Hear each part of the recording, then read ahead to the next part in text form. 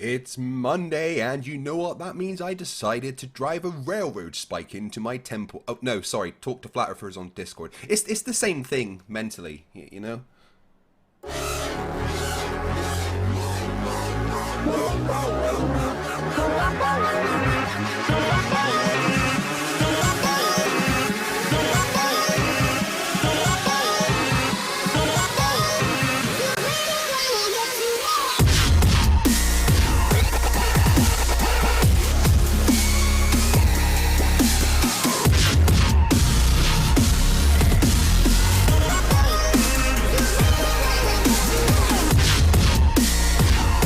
Facepalm protection required, like mandatory. Do not watch if you don't have it. I'm not even joking.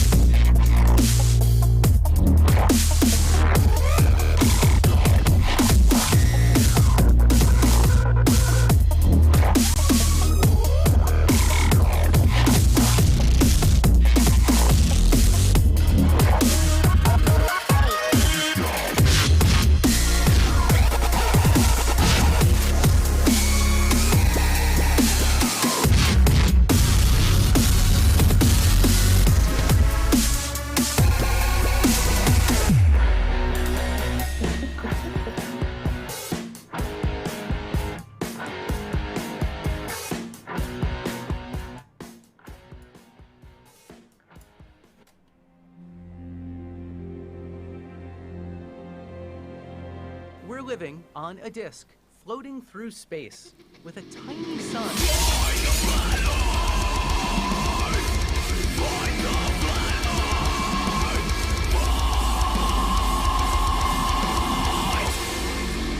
Hey, I'm FTFE, and welcome back to the channel that does to stupidity what the Vogons did to Earth to make space for a hyperspace bypass. You know, guys, in the beginning, the universe, it was created, right? And this has widely been regarded as a really bad move and has made a lot of people very, very angry. But anyway, welcome to another Monday night show where we go over to the Discord of Derp, the pit of despair, where the IQ doesn't rise above 4. And they only need 3 to grunt. Thank you everyone for joining once again for this brain cell destroying discussion. Today I'm going to go in there and I'd said to Shane, right, Clay, who's one of the flat earthers in there, the German guy I think, really fucking hates me and just says that I'm a showman, nothing more, right? So I said to Shane, well, tell Clay I'll have a proper one-on-one debate. I don't know if Clay agreed to that or not because, you know, the prospect of that actually happening probably terrified him. So Shane said that he would 1v1 me, so that could be interesting. So let's go over there and see what's happening. Always fun in the Discord. I just want to say thank you to everyone that's here, and already the incredible Stringer News 1 has gifted 11 memberships. So if you have become a new member and you are a little bit confused, it's because Stringer News 1 gave you a membership. Thank you very much, Stringer News 1. 11 new memberships before I even start the stream. That's very impressive. I always say, the support you guys give me absolutely blows my mind. So if I reach 100 members gained on this stream, I'll give you all the link to my OnlyFans. Sparky NJ, who's been a member for 38 months, says, "What's up, Craig? Glad to catch one live for once. Glad you are here, my friend." And then Darren de Baron, who's been a member for 16 months, says, "I'm about to drive while listening to this. Hopefully I don't facepalm myself with a phone pool." No, please don't. I do not want to be responsible for deaths. Right, let's go over and see what's happening. Bring it up on the screen. Make sure that we're capturing the Discord.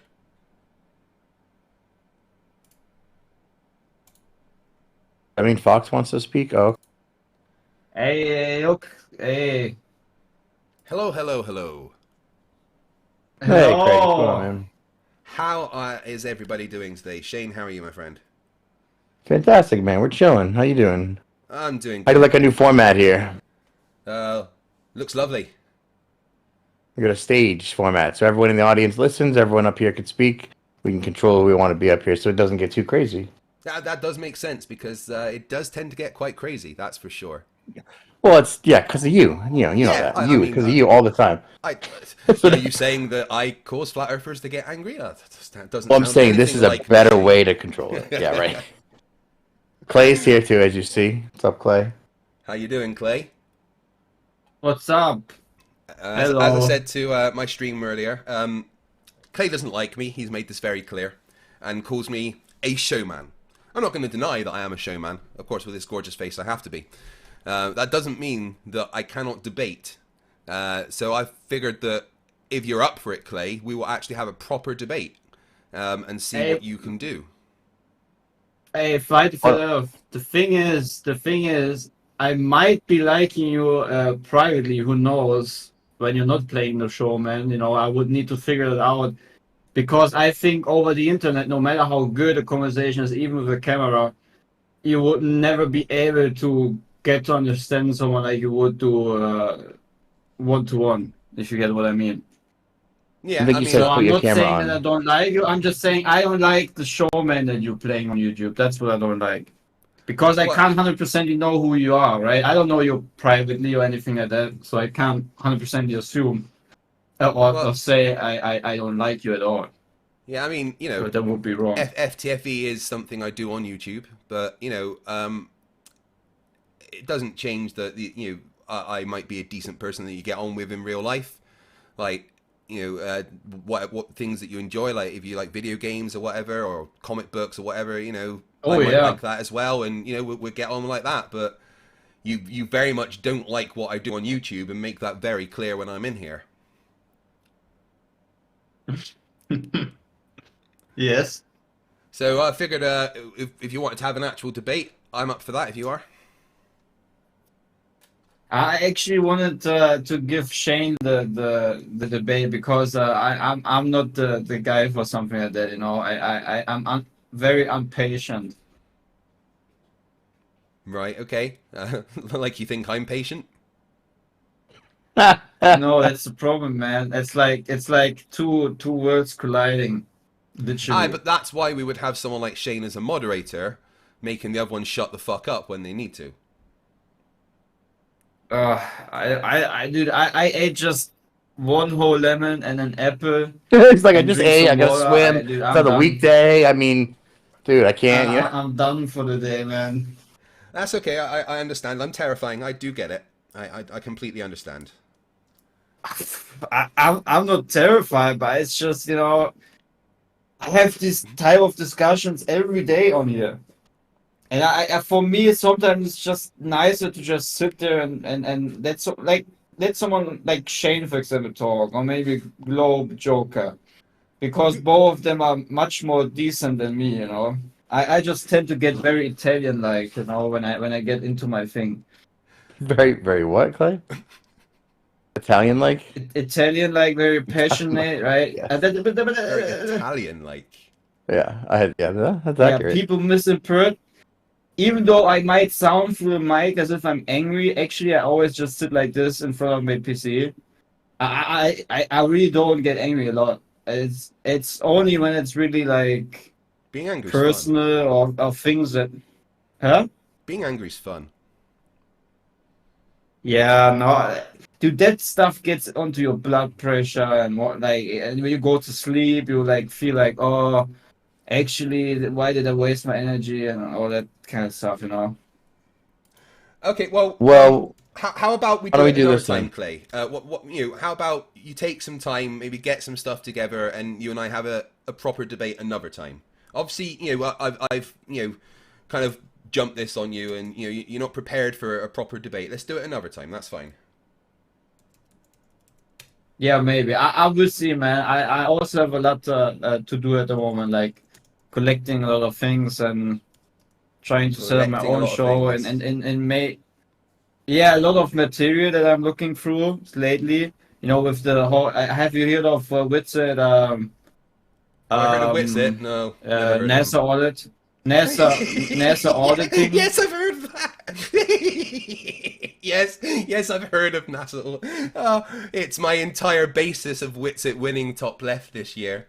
You do know there's have already a this federal perfect- agency that audits federal agencies. And Was there there's like an award ceremony? I feel Yeah, feel left out. It will be what day are we on? April the 11th is the award ceremony. Hey, maybe you can come on and present an award. Who knows? You really have that wicked wizard laugh, man.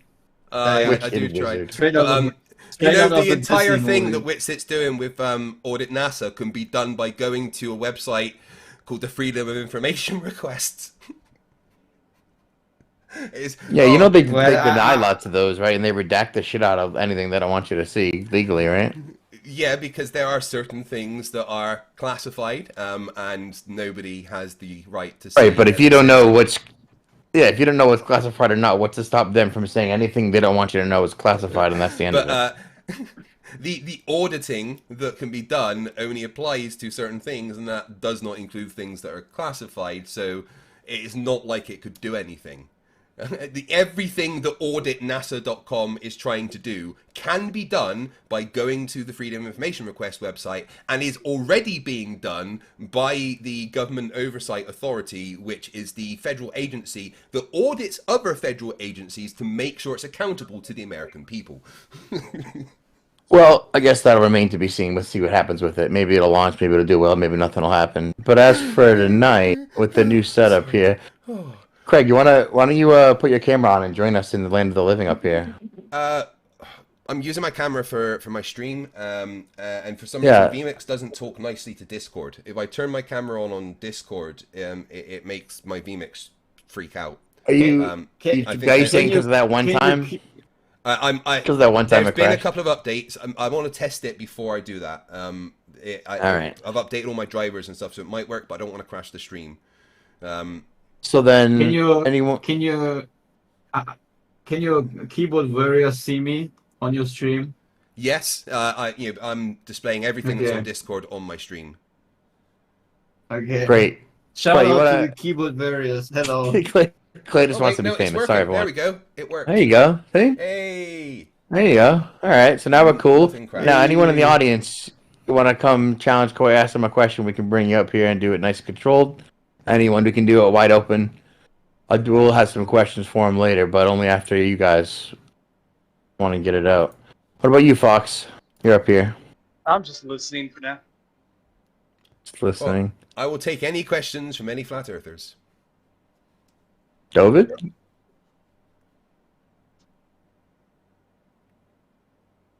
People leaving the stage.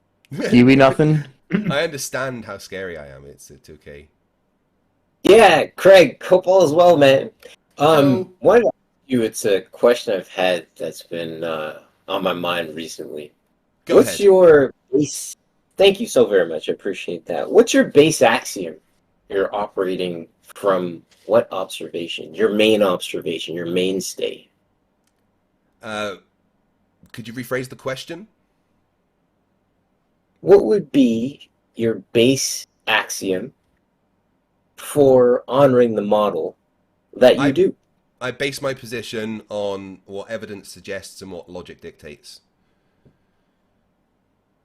Thank you. Now, specifically, what's that one thing, your go-to?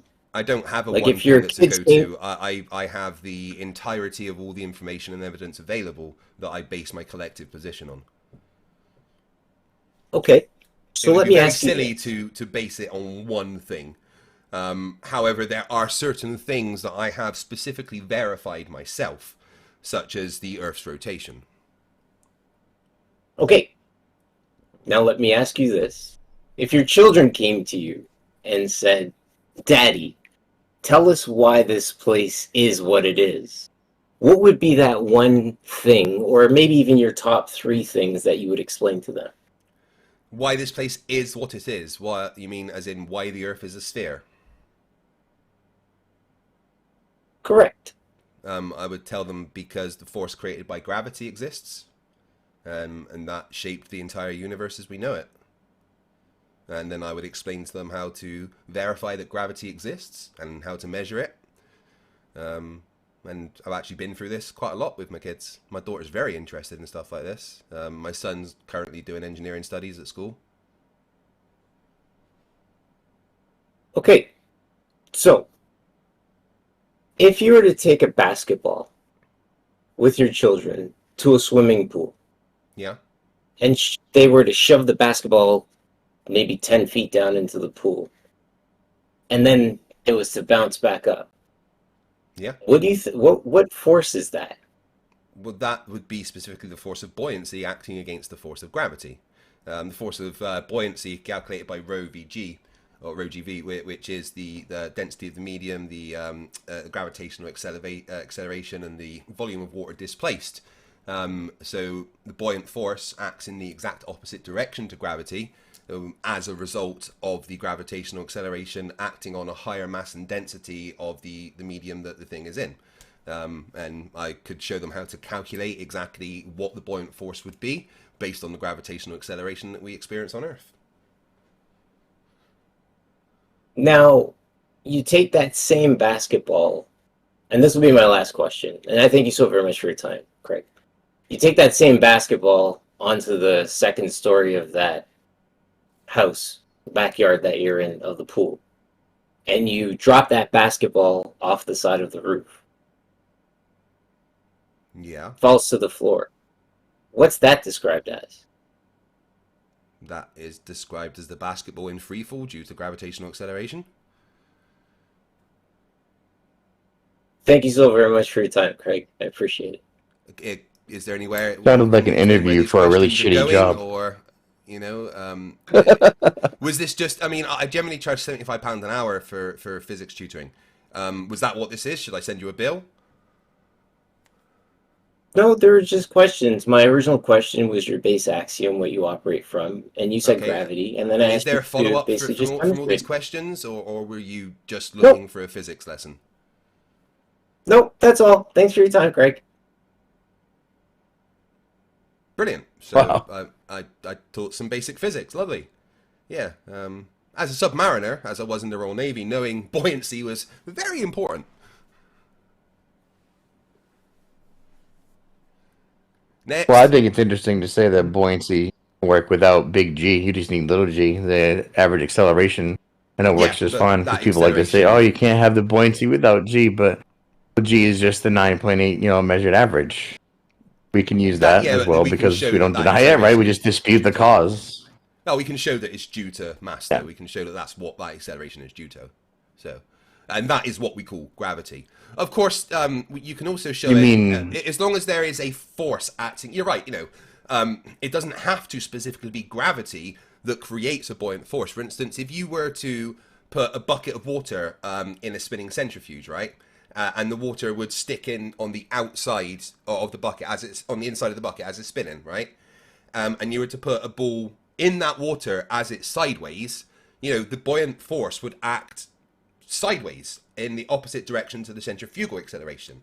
What's important is that there's a force, an acceleration acting in one direction, which is making the buoyant force act in the other direction. And in general, when things are acting downwards, as it does without, a centrifuge or something, that downward acceleration is caused by gravity. Yes, it's a measured average of about 9.8 meters per second squared. It varies slightly around the Earth because there is a difference in mass, and we can measure that and show that it's due to that. But, you're right. Well, no, that you make a you totally can different have the experiment to say buoyant that that's mass force. percent. You're right that you can have the buoyant force without specifically gravity. But the buoyant force on Earth, like in water in a swimming pool, is caused by the acceleration due to gravity.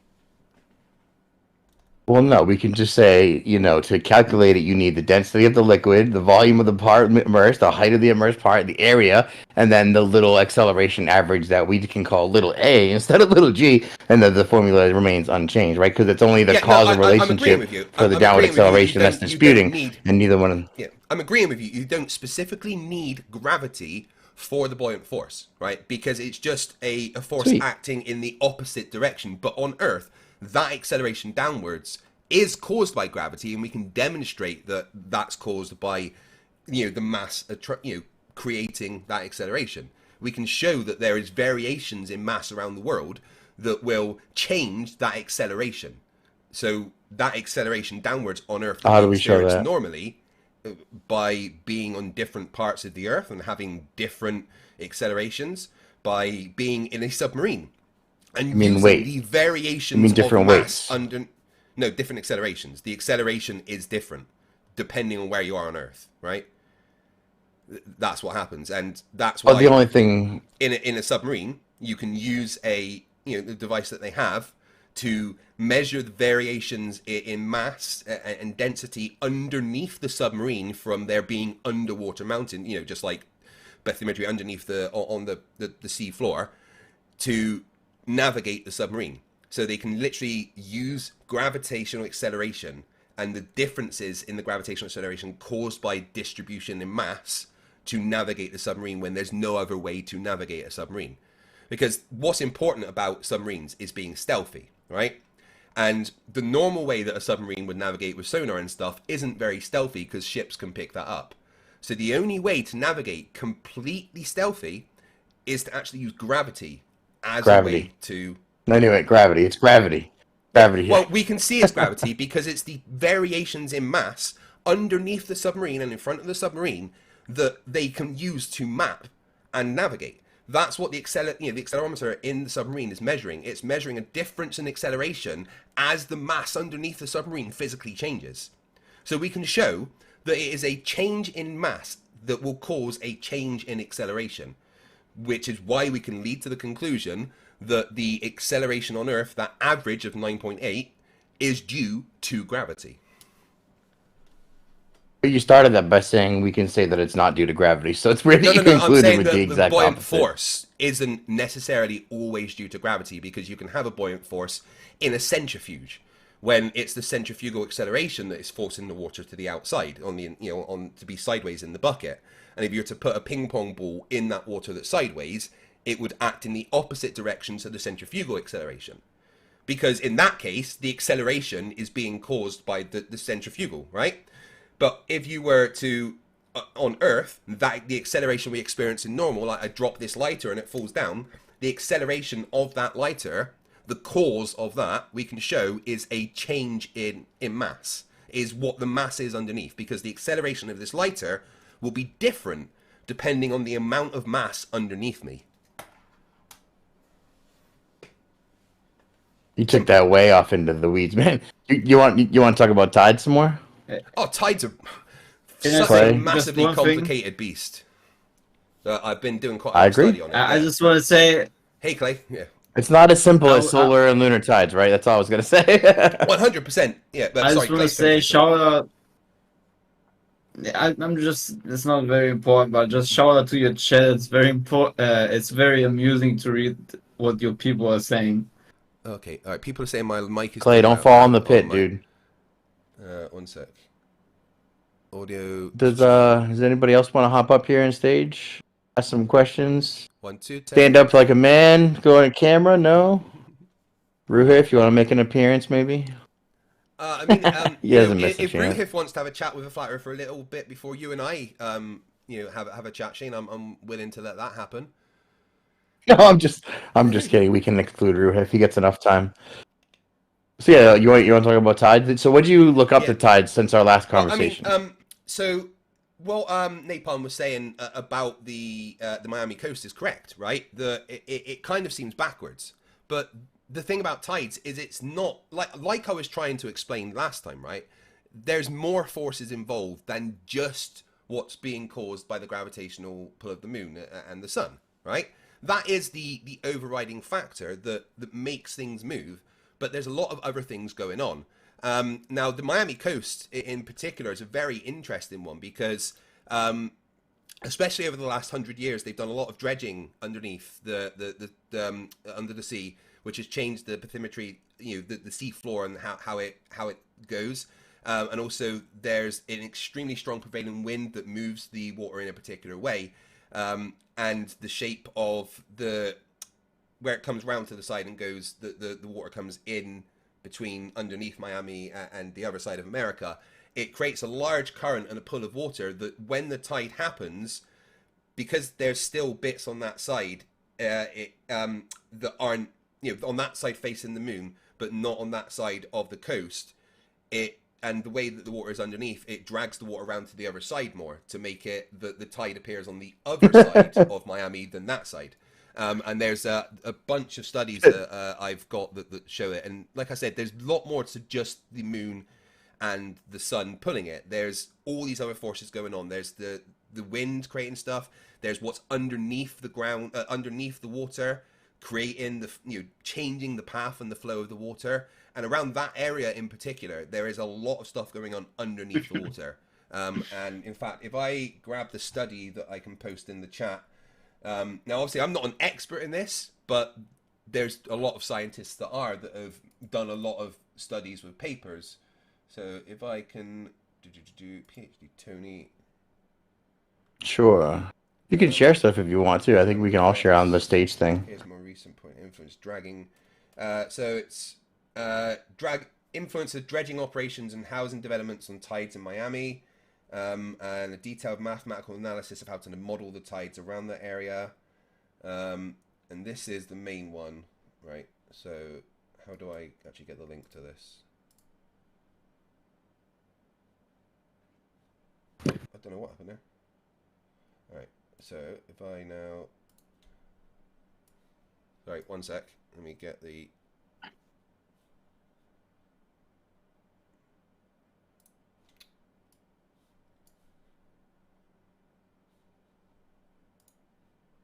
So I'm just trying to grab the paper so you guys can see it, but my computer it doesn't like what's going on.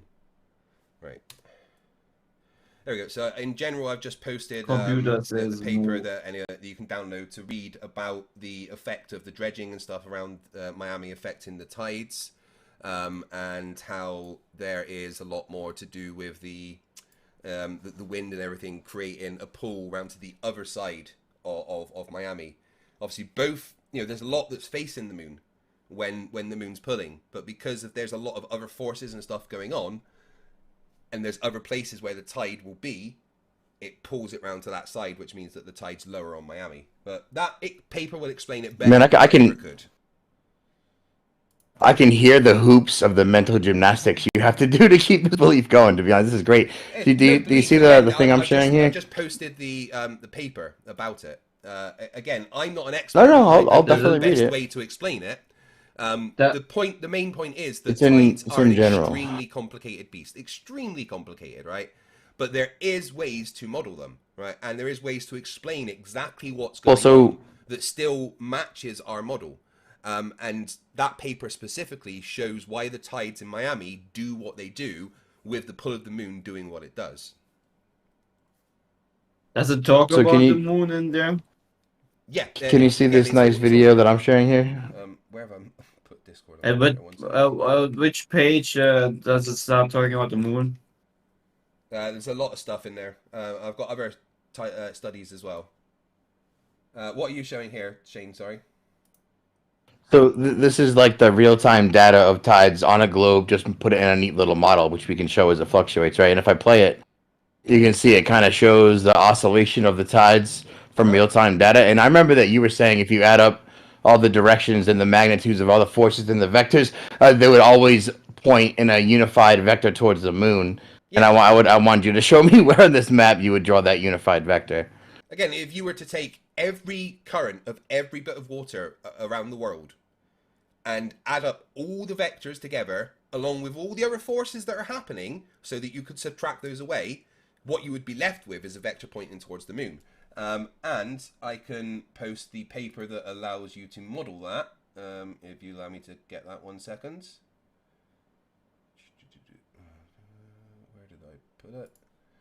I've got a bunch of papers here. Detailed mathematics of how to model tides. All right, let me just pop that in for you as well. Again, I am not an expert in tides, so I have to go back to the experts, which is fine. I mean, I'm certainly no expert in tides, right? But I see this diagram, and I remember your words saying that there's a unified, I think you really believe that if you looked at this model, you could mimic the moon going around the Earth, and you would see some sort of correlation between these two. Again, because in fact, if you don't like this. What I've just posted shows when you model the tides, that's what.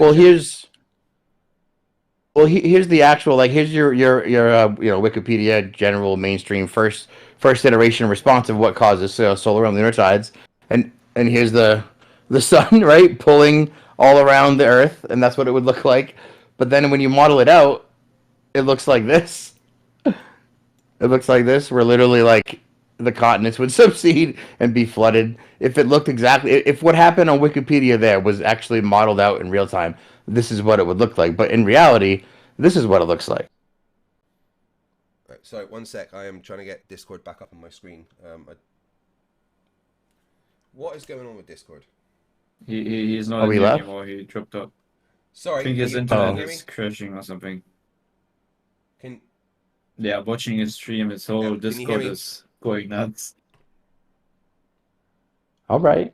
hello? Can you hear me? Yeah. Right, there we go. Yeah, I don't know what happened with my Discord there. Did it just blow up? I think so. It happens. I think your computer is saying no today. Yeah, Well, it's generally, probably- that's what happens when the ether rejects your message. Stuff like that just tends to happen to you. Discord. Right, there we go. Everything's back up and working. Right, yeah. So again, if you that model that you were showing, it's still you can kind of see that there's the bulge that goes up around, which would be when the moon was pulling it towards that side, right? The bulge, there's a bulge This. either side that follows, right? You think this, the unified vector showing an orbital body interfering? You think that all these forces, because again, Yeah, it's again, mimicking this. If you add them all up, that's exactly what you will find. And I've just put the paper in there. Oh, did I manage to before my computer crashed? I might have done.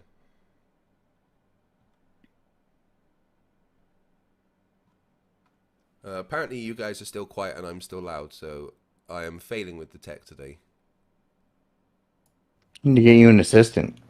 Yeah, I know.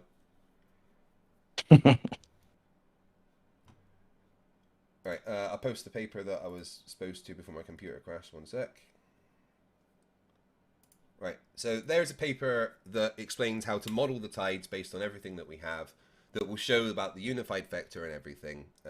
Again, I am not an expert on tides, so debating about tides is kind of pointless. None of us are expert on tides, right? Okay. Fair Fair enough. I'm definitely no expert in I can tides. only say what the experts are going to say, because I've never studied the tides. So I can only refer to the scientific papers that will show you how to model the tides based on everything we know, and it turns out it matches our model.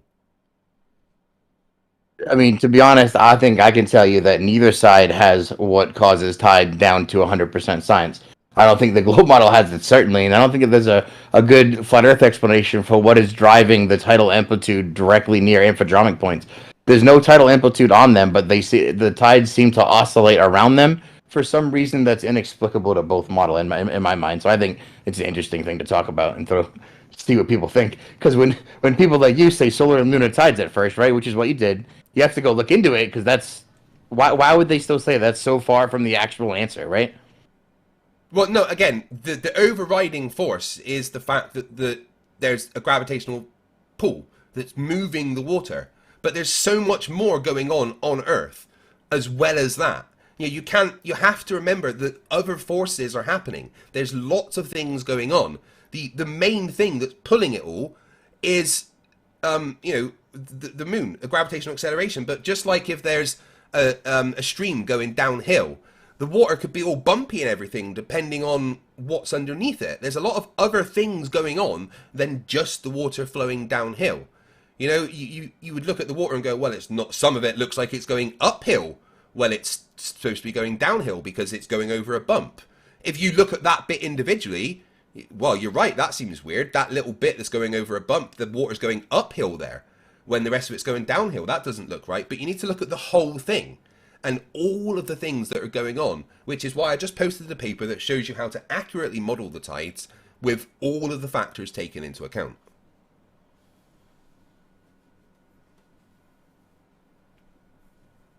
That makes sense? What's the outcome? But the outcome is that it matches the predictions of the moon creating a gravitational force and pulling the water. Not only does it match the globe model, but we predicted it all along. That's always the answer, Clay. Didn't you know that? Well, Yeah, I no, guess so, that's yeah. what a model does. It allows you to make accurate predictions, and when it allows you to do that, that's what we can explain it with. That's just how it works. And the fact is, there is a globe that makes accurate predictions of pretty much everything we know. Not saying that it solves every problem ever, because there's still some things we don't know, right? But the globe model can matches everything that we see happening around us. It can explain all the natural phenomenon that we have. There isn't a flat Earth explanation that matches that.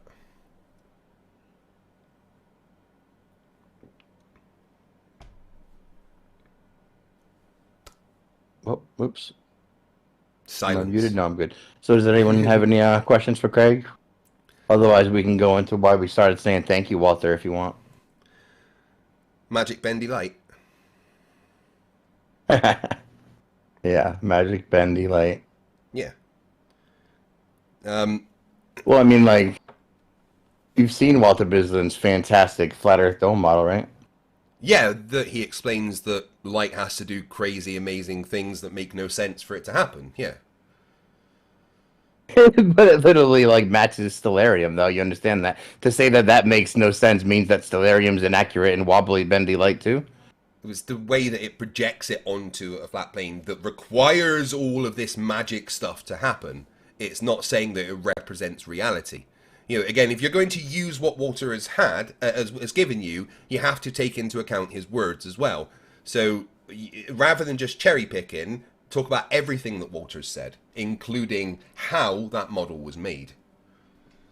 Oh no, I'm well aware of why he claims that these 2D dimensional stars on the ceiling, which don't represent actual reality, have to connect to the personal observer's version of where they see them on the horizon using ridiculous, absurd bendy light. But Exactly. the whole thing is it doesn't actually bend in reality, so it's just an optical illusion. There's no reason why this bendy light does anything. And in fact, do you see what I'm showing you here? Let me bring Do back you Discord see one my sec. share screen here? Yep. Magic bendy light, yeah. Light has to do crazy, amazing Well, magic things for this to happen.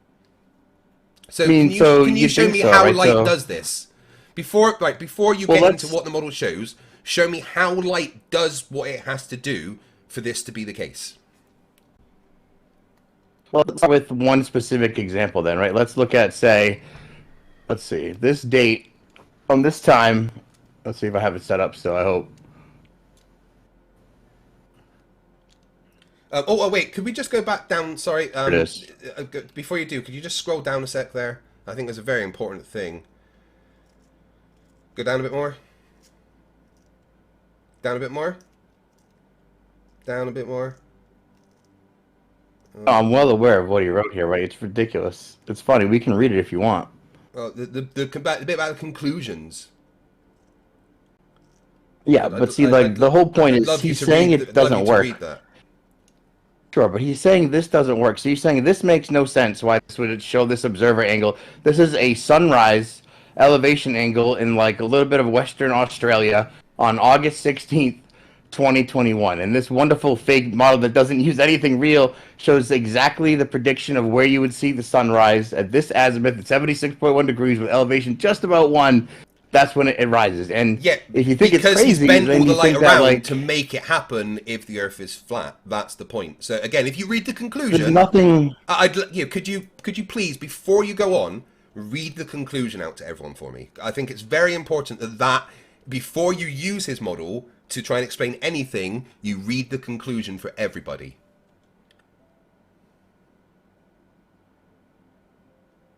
He says it has to be bent in impossible ways. That's what he says. When he built his little model, he there's says... a specific there that he says about the conclusion. I really want that read. All right, what would you like me to read, man? The bit where he says what the conclusion of the model is, where he says, before you think I'm a flat earther...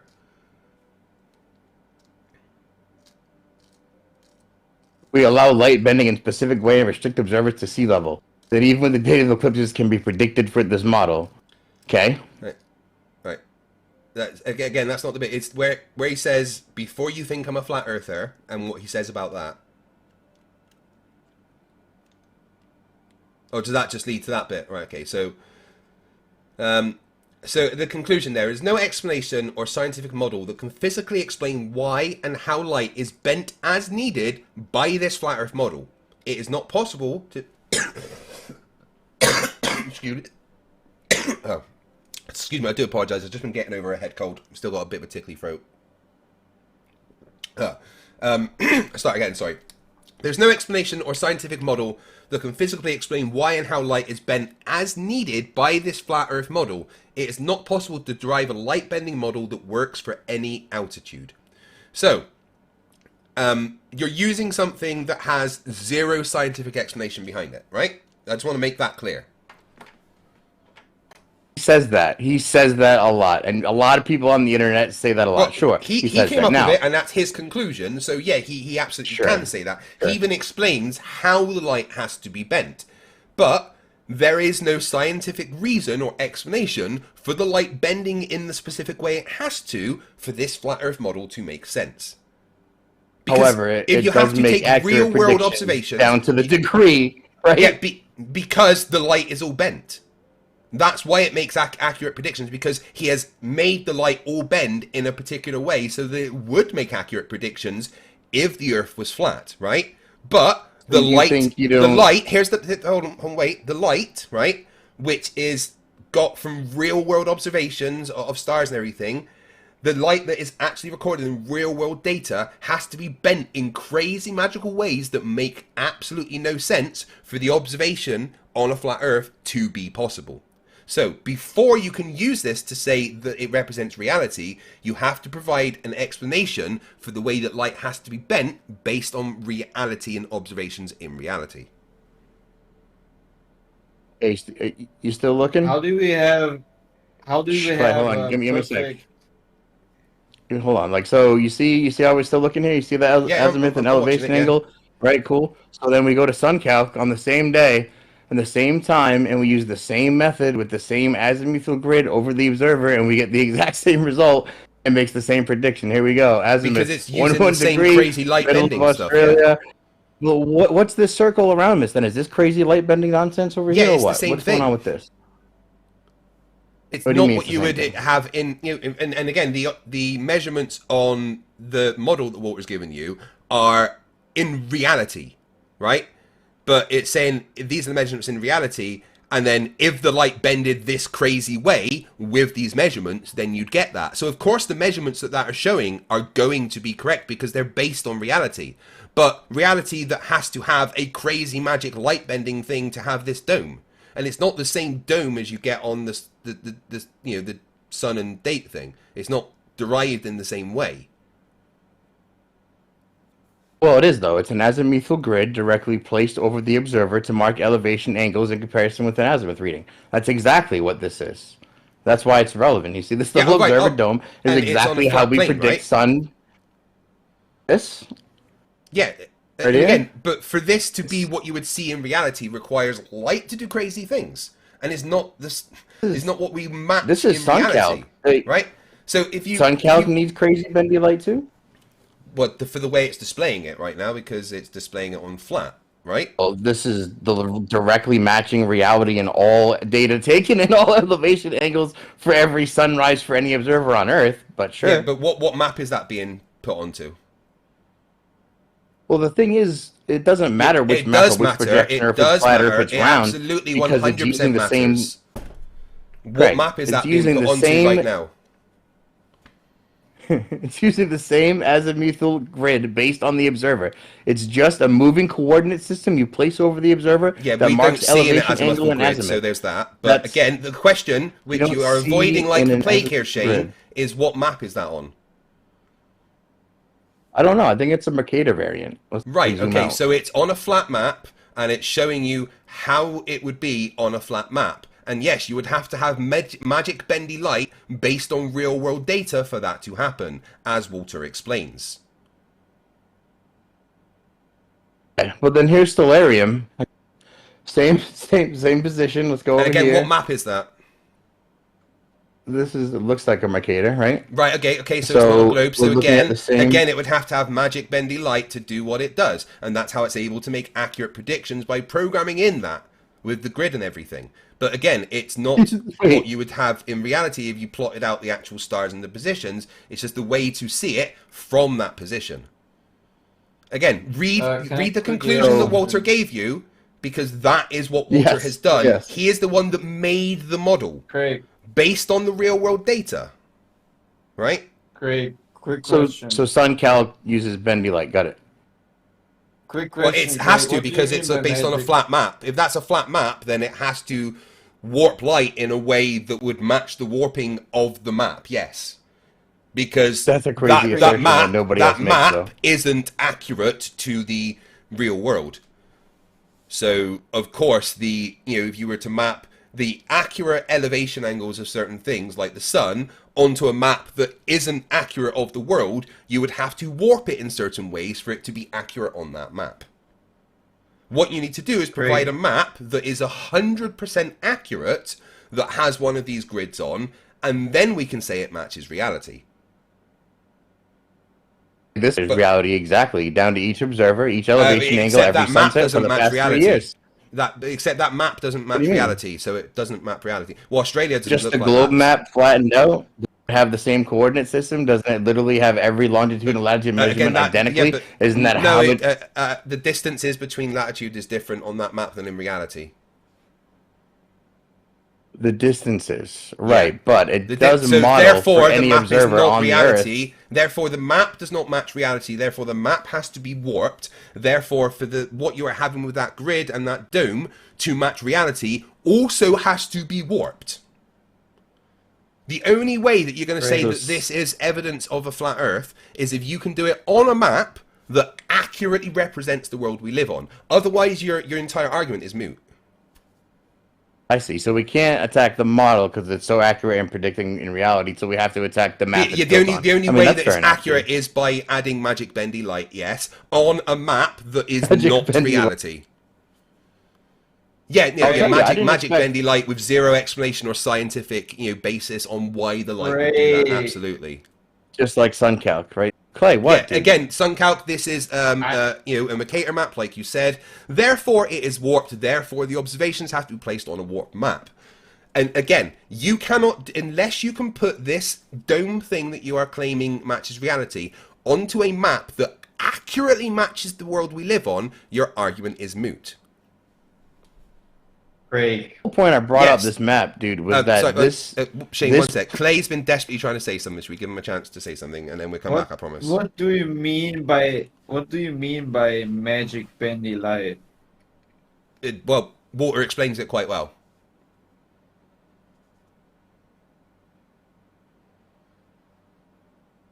Walter explains that there's no scientific explanation for how the light bends the way it would have to for this to be, what reality is. The only way it works is by having light that bends in crazy magic ways that don't match observations or experimentation on a map that also doesn't match observations. So what you've got here is light doing things that... Hold on one sec. What you're doing here is light that doing things that doesn't match observations on a map that also doesn't match observations. So... 1 second. Maybe you don't understand what I'm trying to say. What do you guys mean by saying bending light? Like, what is the expected way of that light that it should be according to your theorized imagination? And it doesn't do that. Well, look at what's happening. That yellow line, right? Look how it's bending in different ways depending on where people are. Light doesn't do that for some reason. That is magic bendy light. And Walter explained it best. And could you read out that quote from Walter again? Well, it doesn't do that in reality, right? Correct. Light does not do that in reality. Yeah. But I still can observe the sun coming closer to me every morning, going over my head and going away from me. That's like literally what I observe. Well, except it doesn't change in angular size, so that clearly isn't what you observe. Well, we have videos of the sun actually fading out. Yeah, getting without a smaller. solar filter I- to I see what's also- really going on. Yeah, I- if you want to use incorrect tools to look at the sun for making the correct observations, then you're going to see crazy things. But stick a solar filter on that how do you removes know- like more than 99% of the light to show you the actual sun, and instead of the glare of the camera. How do you and know stuff. that it's how do you know that it's incorrect? Because Have you cameras tried it are yourself? susceptible to things like glare, which overloads the optical sensors, right? The way you do that, to you remove that, is to have something like a solar filter, right? A proper solar filter. A solar filter removes way more than 99% of the light coming into the camera. That stops any glare and gives you the true shape of the sun. And doing that, when you see the true shape of the sun, if you were to take a picture of it for every hour throughout the day, you would see that there is less than a 0.5% variance in the angular size of the sun, which matches the predictions of the sun being 93 million miles away. Okay. Again, I'm just saying, how do you know that what you're seeing with the sun fading out is due to the solar filter they use? Like, have you Because if you put on a solar filter, you don't see it fade out. okay. And that's the point. So the reason it tried fades out. yourself. Yeah, I've done that with a solar filter myself, and so have many people. The reason it appears to fade out, right, is because as the sun goes behind the horizon, less of the light is coming from the sun and hitting the sensor of the camera. So the glare becomes less and less and less, quicker and quicker and quicker, and it appears to fade out. Whereas if you use a solar filter, you see that it just stays roughly the same angular size and disappears behind the horizon. Mm-hmm. So another thing, since we by the way, maybe you can tell me which solar filter I should use. I have a DJI Mini 2 and I wanted to recreate that video for myself, just to verify that it's indeed what you're I could saying send you some and not links the to other way some around. decent solar filters. You can get some cheapy ones, like for, $20-$30, right? But they're not as effective as like some really good ones. The one that I ordered was like $110. If you went Also into, for a drone or there's an adapter that fits on loads of different types of cameras. So if you've got, would you say a Mavic Pro? no, I have a DJI Mini 2. What's the camera lens on the front of it? For I don't know, top of my head. Does it have like a detachable ring that you can put on? If so, you can just put a solar filter straight on that. Yeah, I've seen people, putting stuff on that lens. Yeah, then I a solar just want to filter make should sure work. to use the right filter. Yeah. I'll send you. By the I'll way, send you a couple of why we're links. talking about the sun? Sure. Why are man. we talking about the sun? The sun's great. Yeah, and you mentioned the dome and stuff like that. And I have a question for you. How would you create an artificial, like with all the window shades down, right, in your room, completely dark room? What objects, physical objects, you would need to create an artificial rainbow inside? A light source and some water. Okay. A And where do you crystal. put the water in? I mean, I've done it in the kitchen with my kids. You shine a torch. You just put your finger under the sink tap and make it spray up, and then shine a torch through it. And then you stand from the side, you can see a rainbow in the water. Because all a rainbow is light. Is light refracting and separating into its constituent parts based on the angle that you're viewing it, and and how close you are to the wavelength, and that's it.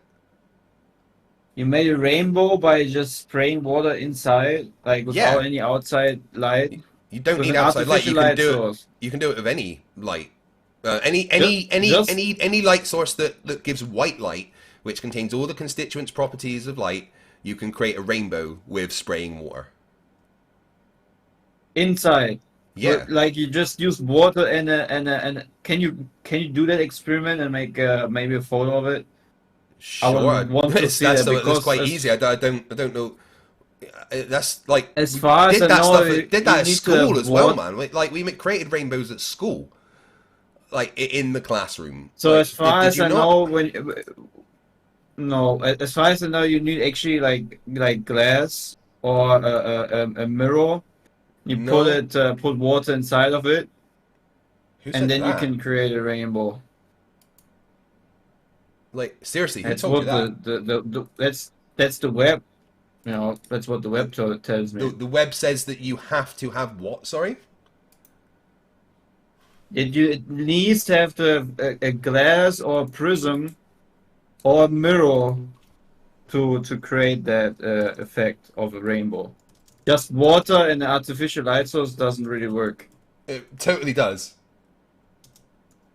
Yeah, that's why I'm interested, because I haven't seen anything on the internet, someone doing it this way you describe it, right? Like, I'm genuinely interested, you know? I have no problem with being wrong with my assumption, you know? I'm just Right, saying, sorry, if my you internet can maybe is make going a weird. video... Okay.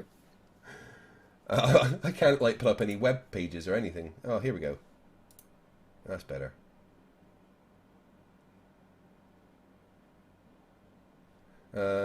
People now saying I've done it with a garden hose. No, you need to listen when I say things, guys. Like, when you do an artificial rainbow inside with everything shut down, nothing from the outside, so no sunlight from the outside, nothing from the outside, just a pure dark room on the inside. What are the utilities, the tools that you need to create that artificial rainbow?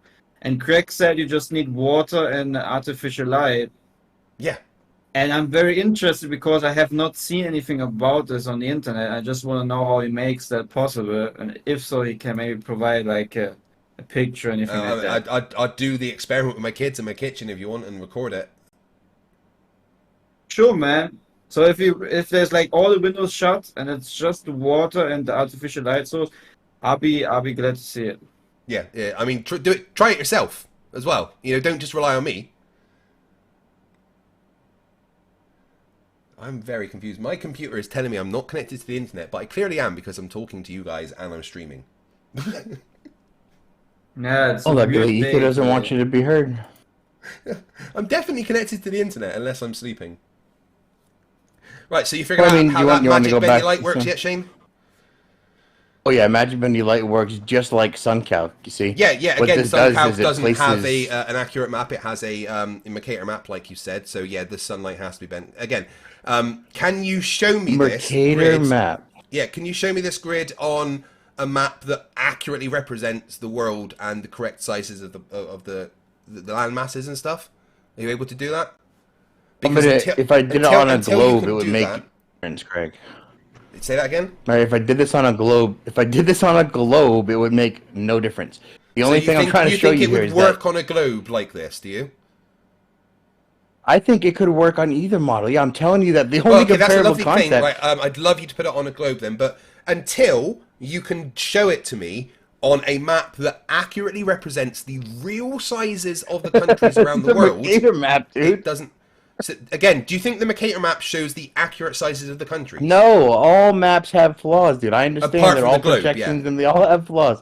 Yeah, Understand? yeah. Yeah, of course. Apart from the perfect spherical coordinate system, the only analogous concept I'm trying to bring is that this program and every program places an azimuthal grid around the observer in a half sphere to mark elevation angles of celestial objects. That is simply how it's done. Yeah, So when you with say magic that, bendy oh, light, it needs correct. this crazy bendy light, of course not, though. Of course it doesn't need bendy light. You see how this What works? we're Like, showing you exactly how it works. You were even showing us the bendy light, Shane. We're showing you the bendy light that ours. Walter programmed in his model. Yeah, and He had it to put works that in his because model. the bendy light shows you where the stars are compared to where the dome. That is how the light would have to bend. Doesn't even matter the path that this fake light takes to mimic the reality. All that's Of course it happening is that matters. something far and away above you is being portrayed to you on a local scale. Do you think when you look up at the sky, you see exactly half of the sky? I never said I did. We're talking about this, which is magic bendy light. Look at that blue light underneath. That's literally coming The backwards way on that you. this works right here is retarded. This is ridiculous bendy light. Yeah, and it's based if you on say reality. That this can't work. I mean, so you think this isn't based on reality right here? Because Yeah, this but is again, using the same it would be concept, magic. showing you a It would be celestial magic body bendy light. To do that, the light would have directly to in your bend in crazy azimuthal ways. grid. of observability around you. So I didn't expect you to say that SunCalc uses bendy light too. Obviously, Well, of the course it indication does, is that because it it's on a doesn't, flat it's map. accurate, and it uses it all the time. Except it's on a Yeah, flat map. All maps are flat. The globe isn't. You keep saying all maps are flat, but the globe isn't. Yeah, And the globe is but an accurate the map. globe isn't a map. It absolutely Oh, is a man. map. It's an accurate map of accurate distances with accurate land sizes. You can't see that on a globe. If this was a globe, and I put an observer on the side of the globe, and I drew this little half sphere of observability around it, you don't see even Then it on a wouldn't globe match with reality. a distant sun. You would be able to mark elevation angles of that observed sun on your horizon, and you'd be able And to track it it wouldn't from match sunset to reality if sunrise. you did that on a globe. What do you mean it wouldn't match reality? If you It just wouldn't said match it would. What do reality you mean? because you wouldn't need to put this this grid, this dome on the globe, because on the globe we just see things as they are. Oh, but you're wrong. If you because put that's this exactly globe, what if you you put do. this globe on, if you put this dome that you've got onto a globe with the magic bendy light that is needed, that water shows you is needed for it to be accurate, then it wouldn't match reality. If you're claiming it does, then do By it. the way, Shane, are you try to claiming it further, would? Then you need to do it to prove that. Well, you're saying that you don't need this to see on the globe, and actually, this is used to predict the globe. Without this, the predictions flat made map, using the globe correct. wouldn't work. This is how No, the globe SunCloud works works. It's perfectly how without that. Stellarium works. Yeah, it's again, how they use flat. every They use program. flat. They use flat with Yeah, but, inaccurate like, maps. so- Shane, stop well, a second. that's- Shane, think about what you're saying, right? You are trying to say an inaccurate light model based on an inaccurate map matches reality. Think about what you're saying, right? It doesn't matter unless you can show this working on a map that accurately matches reality. It doesn't matter. Because unless the map accurately matches reality, the observations have to be skewed in the same way that the map is. So, the question I have to you is simple, right? And I just want a yes or a no, and that should end the conversation. Can you show me this happening on a map that 100% matches reality? Yes. Go on then. If you give me a perfectly mapped out globe that you want to use, I will model this user-based Any globe is it works altitude fine. and azimuth angles, and it will work. And actually, dude, like literally, this is how Stellarium works, right? You think Yeah, I asked you, again, do you think you see Stellarium half got a the flat sky, map? and you said that's irrelevant because you No, don't it's see not half the irrelevant. sky. You If see it's- just a portion of your sky that you see. Yep, And and the again, azimuthal Stellarium grid is mimics flat, this, and right? that's how Stellarium works. Yep, so it's Yeah. flat, right? Well- Again, you need to show me it on a map that accurately matches reality, or your point is moot, right? And you just made the claim that you can accurately put that dome model with the light, yeah. the way it's working, that water showed you how it has to work, and it still match reality, right? If you do that, you've got a point. We can mimic SunCalc on a globe if that would make you comfortable, right? Because now it is on a technical flat map. If we rendered it in 3D and still use the same observation-based grid system and come to the same predictions and elevation angles, You wouldn't, then you what? wouldn't need the The dome. point is, Then. That's the point. If you did that, course you you would. wouldn't need Of the course dome you would. because you would just see. I don't The think you dome- understand the dome- how that works, man. I absolutely do understand. The dome is there to represent the path if the Earth was flat. But that's not what happens in reality. In reality, the observations What are that's based on a for. globe. To represent it's doing. reality on where an observer would see the celestial body. You said not if the Earth was flat. That's weird. What is showing there is on a flat Earth because it's a Mercator projection, correct? I can't believe you're quibbling Is over the the Mercator projection Dude, flat, yes or no? they're all just projections of the globe, right? Exactly. So this is how it would work. So who cares? The What's Earth the was flat. problem with me using your map? It's not my What's wrong map, with it's the using the map Mercator to map. show you? My map is the globe. I want you to Alright. do it on the accurate map, the only accurate map in existence, which is a globe. Right? And until you can do it on an accurate map, still having to use that dome to be able to see the accurate real-world observations, it doesn't matter. It's exactly what Stellarium does, right? You don't think Stellarium's accurate?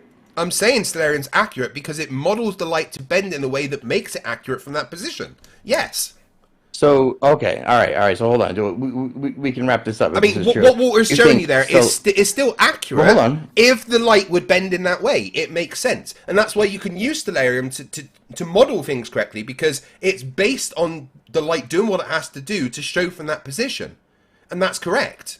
If the Earth was flat and it's like that, when you actually show it like from you being on the ground, it's different. So this is broken because this is a Mercator projection too. So Stellarium isn't correctly predicting reality either. Then No, it's correctly predicting it because it has to model the light in a way that would be if the Earth was flat, but it has to change things. Okay. Again, the All right. Mercator map All does right, not all right, all right. accurately So- represent reality. That does not show the Earth as it is.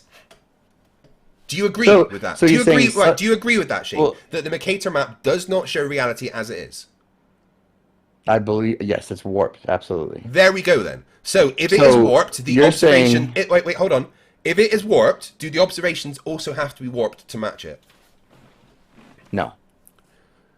So the map can be warped, You're- but the you're observations modeling wouldn't be observations, mocked, right? But yeah, but you're modeling observations Well- based on reality, and if the map is warped, Show me where Stellarium is incorrect based on your observer. Then go pull your data up. Show me an observation in your sky that it doesn't emulate. Because again, it would be able. I never said that. Your claim, You're misrepresenting me, right? Stellarium can accurately model things because it bends the light in the way it's supposed to show you where it's supposed to be. But again, it has no, to. you're It has saying to that warp it's bending it- light in the same ridiculous way as Ben's multi-business model, and that what you're saying No, that Suntech also has to I'm bend not light saying in in an exactly. impossible way, I'm not saying in which is- exactly the same which is way. I'm hilarious. saying in a different way because it's a Mercator map, right? Walter didn't have a Mercator map. He had an azimuthal equidistant projection map based on the North Pole, correct? a different variant of the projection of the globe. Sure. What's Yeah, the point? right. So for that projection, light would have to bend in one specific way. For this projection, light would have to bend in another specific way that matches the projection of this map. Again, the map Okay. is warped. Therefore, the observations have to be warped to fit onto the map. but you think that Stellarium is showing each observer half of the sky wherever they are? That's crazy, right? You know that's true. You know that's not how it works. But the way never it said actually that. works is you can see a certain far, and they place this azimuthal grid above you, and then they mark where you see it on your elevation angle. And if you move 200 miles to the west, you see it at a slightly different elevation angle. And if you move away from 2,000 miles, you see it at a completely different elevation angle, right? Yeah, because Which it has means to that warp each it to map observer where you are on the literally map. warp it, but this matches reality exactly. This matches each user's observation. There's no warping Yeah, here. of If you look course at it does, Stellarium and because see they where it is warped and you it measure to it, match it. it matches it exactly. Yeah, because they've Yeah, but added it's- everything they need. All the projection warping that is done for the Mercator to match reality will also be applied to the observations that are put onto that for Stellarium to work, right? So of course it's going to match reality because all the observations are doing the same thing that the map is doing. So of course it matches reality because it's all warped in the same way. But until you can show me an observation on a map that matches reality doing what you say we have to do for it to work, your entire point is moot because you don't have an accurate map to base it on, which means that everything has to be warped to match the map. I mean, I didn't see you taking that argument route. That's pretty funny. Wait, you don't agree that observations would have to match a warped map? I don't agree that the only way you could defeat this argument is by defeating the map it's projected on. I thought you would do better. Well, that's all I need. If the map isn't accurate, then the observations have to be warped in the same way that the map is. Well, This but really is what it says basic is logic, you can't Shane. poke holes in any of the other things that it does, right? That it does perfectly well in models. That's why it has to be, well, the map is wrong. Well, the map is wrong. You've agreed that the map is wrong. And if the map is wrong, then all the observations have to be warped in a certain way so that they end up matching reality. But what it has to be warped in that way because the map, as you yourself has agreed, does not match reality. It's pretty simple. Yeah, the sizes of the continents in the southern hemisphere are differently skewed due to the globular Right, and sorry, longitude just system that it has. one right? one So- sec, quick, Shane, one sec. Guys, in my mods are being a bit heavy-handed in my chat. I know Gary Bot is annoying, but he's not being abusive. He's not saying anything nasty. Please do not time out flat earthers just for being flat earthers. they're more than welcome to be in the chat and argue with you. If anyone is abusive, be they a flat earther or a globe earther, you know, things that YouTube doesn't like, pedophilia, 9/11, all that kind of stuff, right? If they're being shitty like that, be they a flat earther or a globe earther, please, you know, time them out. But do not time out flat earthers just for giving flat earth arguments. My channel is not an echo chamber, and I don't want it to be, right? Please, mods, respect my wishes on that, or I will have to remove people being mods. Thank you. Sorry. Craig, I just want to see. The thing is, it's already 2 a.m. in Germany. I just want to say thanks for the small conversation. And another thing is, I would highly appreciate if you could give me like any paper or at least maybe your own observation of having a dark room, just one artificial light, and that water you spray to make the rainbow. that's something that's quite easy. Because I even like I've looked up all the scientific websites saying how you set up the experiment to create a rainbow, and they're also just having a container which is a glass and a mirror inside, and then you put in a specific angle, you shine a light through it. I even tried to ask ChatGPT, and yes, ChatGPT can be wrong. It's not always right, but even get pro version. GPT-4 is so much better. Oh my god. Yeah. Anyways, even that thing says that it's not possible to have a accurate rainbow. What do you mean by an accurate like rainbow? You would have outside. Yeah, with all the colors you would see when you see a rainbow outside. I mean, it depends on the light source, of course. You have to have a light source that is white for it to work. You couldn't use like a blue light and get a rainbow. Yeah, no, it's easy to do. Shine a light, I'm just spray saying water through it, you get a rainbow. If you can like contribute and you know someone observe that or like give me like a picture of you doing the experiment, I would highly recommend. Or maybe even better, a video, you know. Because I'm just curious, dude. I'm literally just curious. This is not like a gotcha thing or whatever. I'm just curious to because I haven't seen it anywhere. Okay. I mean, Jesse Gordon did a video of him doing that. Yeah, Are you leaving? All right, I've literally just clear. googled like I'm there's gonna about go to 20 videos on YouTube. Oh yeah, can you send me one? Just Google making a just Jesse YouTube Gordon search did it. making a rainbow indoors. Yeah, is it just water and an artificial light, like spraying the water like you described, without any glass, container, mirror, whatever? Yeah, prism. There's a bunch of them. Just have a look on the. Just literally go on YouTube and can type in "making a rainbow indoors." Yeah, I know there's a bunch of them. I know many of them. I'm just saying, can you give me the specific one that just uses 2 requirements, which is just I'll have a look water, for them and send you the one that I spray? think's the best. Okay. Okay, roger that. Much love, guys. Good night. I need to sleep. Bye bye. Don't we all? Bye, Clay. Well, I mean, I'm tuckered out, man. You're exhausting, Craig. I mean, anybody else? My entire point is, Shane, that if the map is warped, then the observations to fit that map must also be warped. The positions that the observations were taken from warped, and the light coming from the real world positions has to travel a different path than we see in reality to match the warping of the map. And when you look at Stellarium, when you look at Walter's thing, when you look at timeanddate.com, they use projections of the map of the globe, which are warped.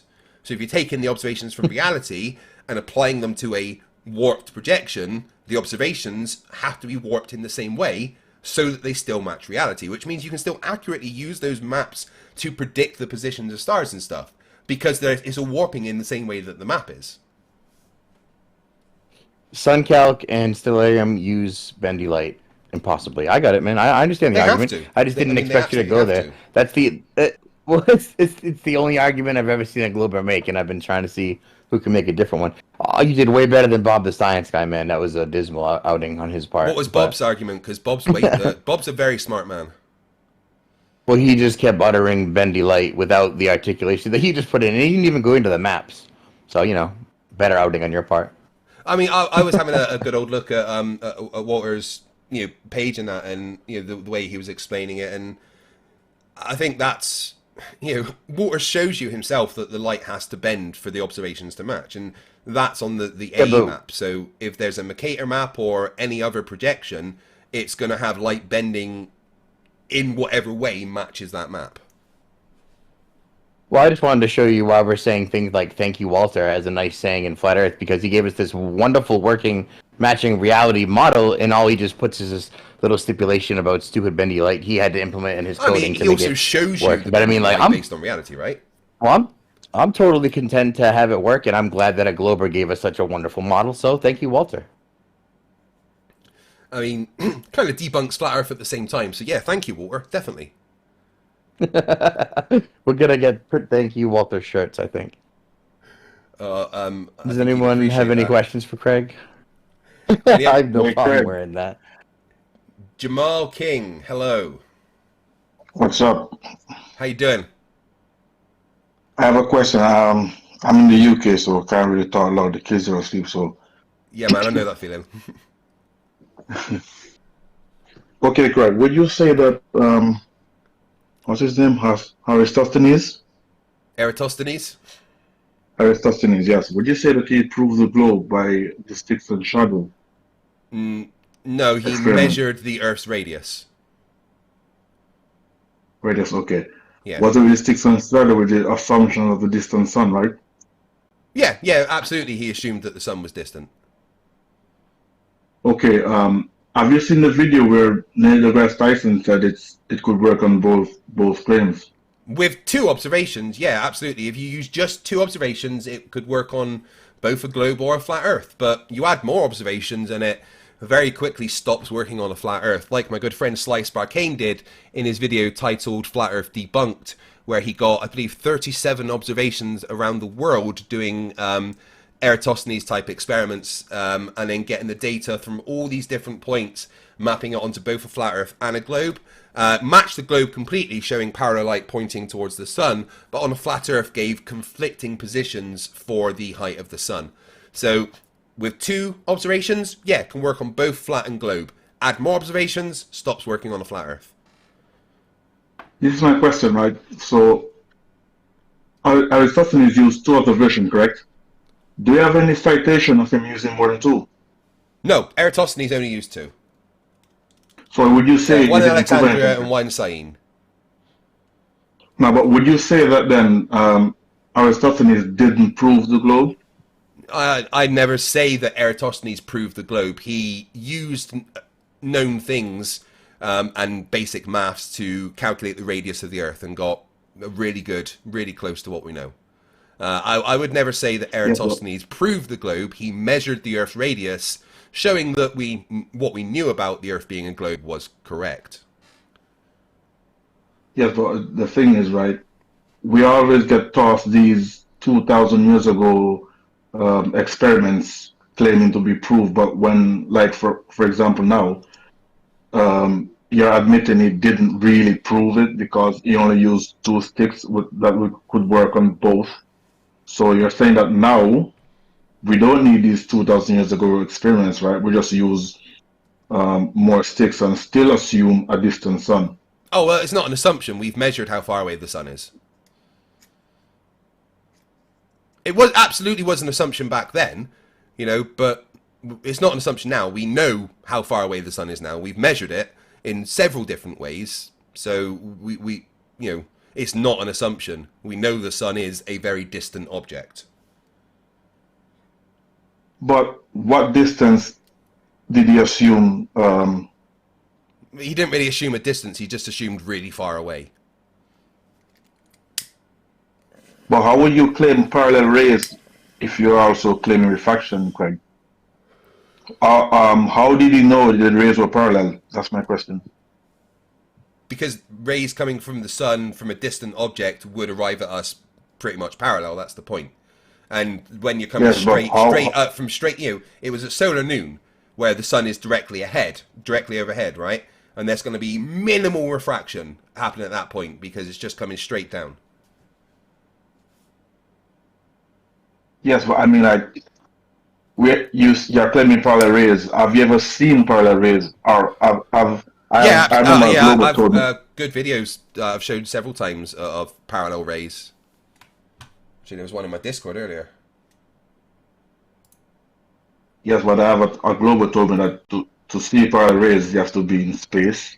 Do you agree No, with oh that? no. Here's a good way of showing parallel rays. Where can I see it? I'm showing it on the screen now.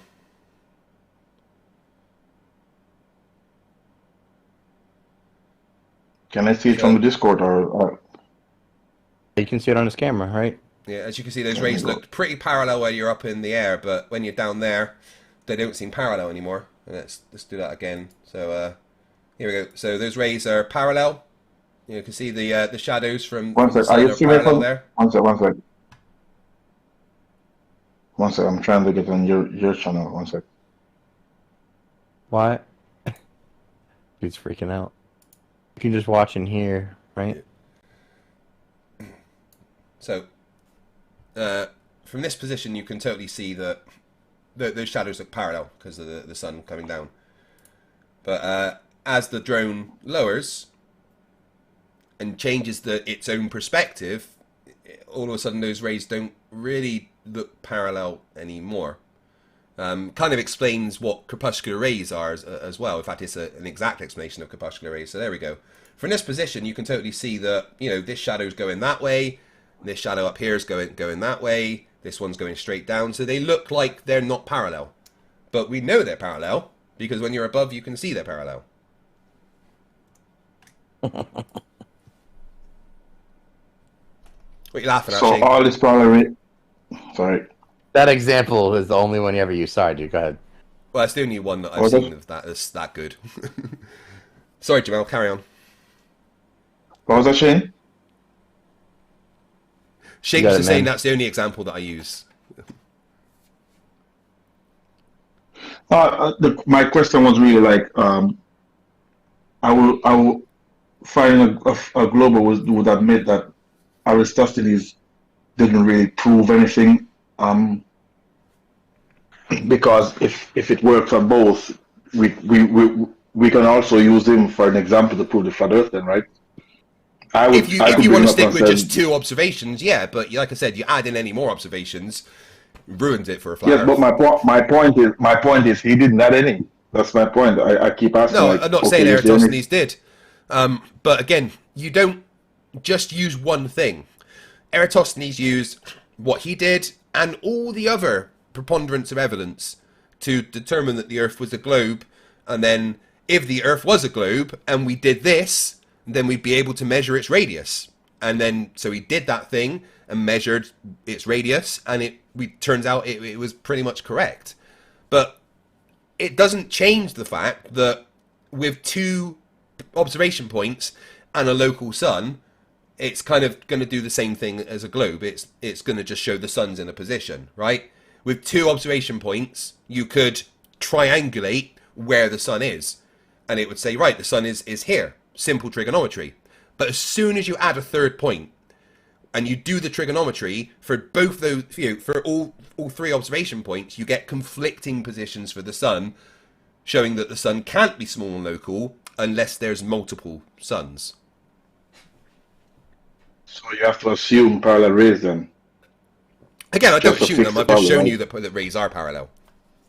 Yes, but what are these measurements showing? Is it showing the Earth curving, or is it just showing It shows the angles radius of of the shadows? Earth. You can use the observations to calculate the radius of the Earth using some pretty basic trigonometry.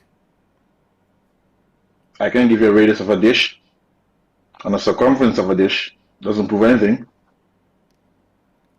The way that it was calculated was spherical. It was based on the assumption that the Earth was spherical and this would be the radius, right? And like I said, with the 2 observation points, yeah, we keep going back to that. With just 2 and no other information available at all, we could assume both that the sun is far away and that it's close with a definite distance. But you add more than 2 observation points and it doesn't work anymore. It wouldn't be a dish. It would be a globe. Yes, but you're not seeing the globe. You're seeing angles of shadows and just assuming the globe. That's my point. But all the rays, all the angles point to a far away light source. That's what it shows. And you can use that data to calculate the radius of the Earth, and it turns out it's correct. Like, it's just one thing to demonstrate that the Earth is a globe. Do the observation with multiple points. There's only one conclusion that's available. And does this take into account refraction? Yeah, of course, because it's solar noon. So the sun's directly ahead. So refraction is practically zero. It's minimal refraction is going to make, no difference to the observations within a margin of error. And my only issue is that, I mean, in your own admission, you admit that you have to assume a globe to get your calculation. So, I mean, it's again, it's no assumptions in this case. This shows that the Earth is a globe with a faraway sun. Only back in the day with Eratosthenes were any assumptions made. We don't need that now. It's a continued assumption, right? That's the base we don't need to make then. an assumption. We know the Earth's a globe. We've measured it. We've seen it from space. We've measured it with radar. We've done many experiments to show that the Earth's a globe. It's not an assumption anymore. Maybe it was back in the day because they didn't have ways of confirming it, but they thought it was based on all the evidence available. But it's not an assumption anymore. I mean, you're in a flat Earth server. You're going to have to verify claims. So I would try to avoid making claims that would mean that you have to back up like a whole bunch. I can verify all my claims. It's fine. The attention span for all that. So why don't we go ahead and start with the first one? Like, you're claiming that it's simply measured without any assumptions. Can you go ahead and show us anything like that? Yeah, I can show you Sliced Barkane's experiment. Which, actually, it made two assumptions. It made the assumption that both the Earth was flat and the Earth was a globe, and put the data onto both to show whether it worked or not. Let me just bring that up so you can show.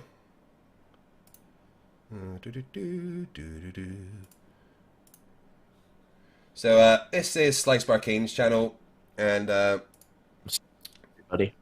So what Sliced Barkane did was he got observations from all around the world, from all these different countries, Germany, UK, many different places, all doing the same Eratosthenes type experiment. So each participant performed one test. Solar noon, get in the sun with a stick, measuring the angle. Simple. Same as Eratosthenes, right? And then put the known distances on Earth onto any flat plane, and added those data points to it. As we go along, add more and more data points, right? Add all the data points that were gathered. And what you find is when you map all those data points all the way along, and you keep mapping them, and they all should point to where the sun is, as you get to the end and you've got all the data points that are added, what we find is you don't just get one sun.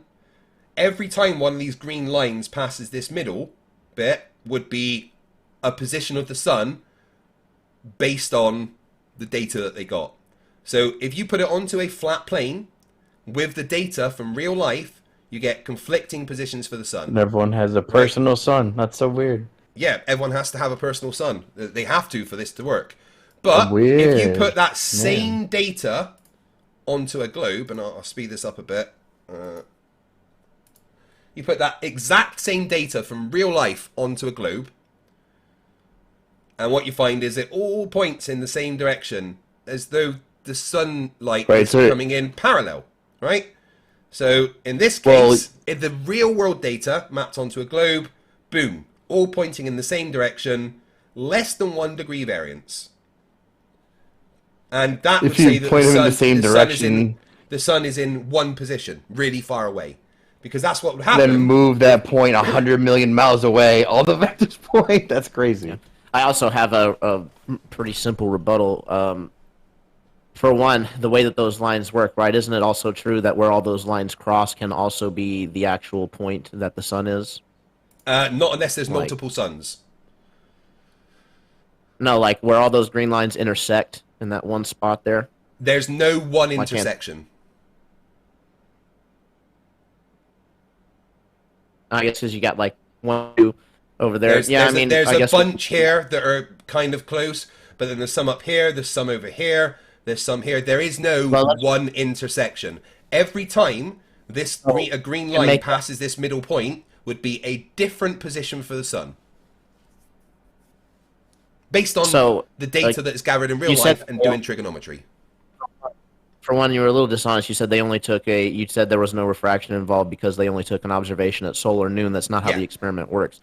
One observer is at a solar noon, the other observer is not. That's how they're able to get the different angles. So, lie right on its face. So there's refraction that you can take into account. Not only that, but does it take into account the azimuthal grid of observation that we all know? There's no such thing as an azimuthal grid of observation. That's not a thing.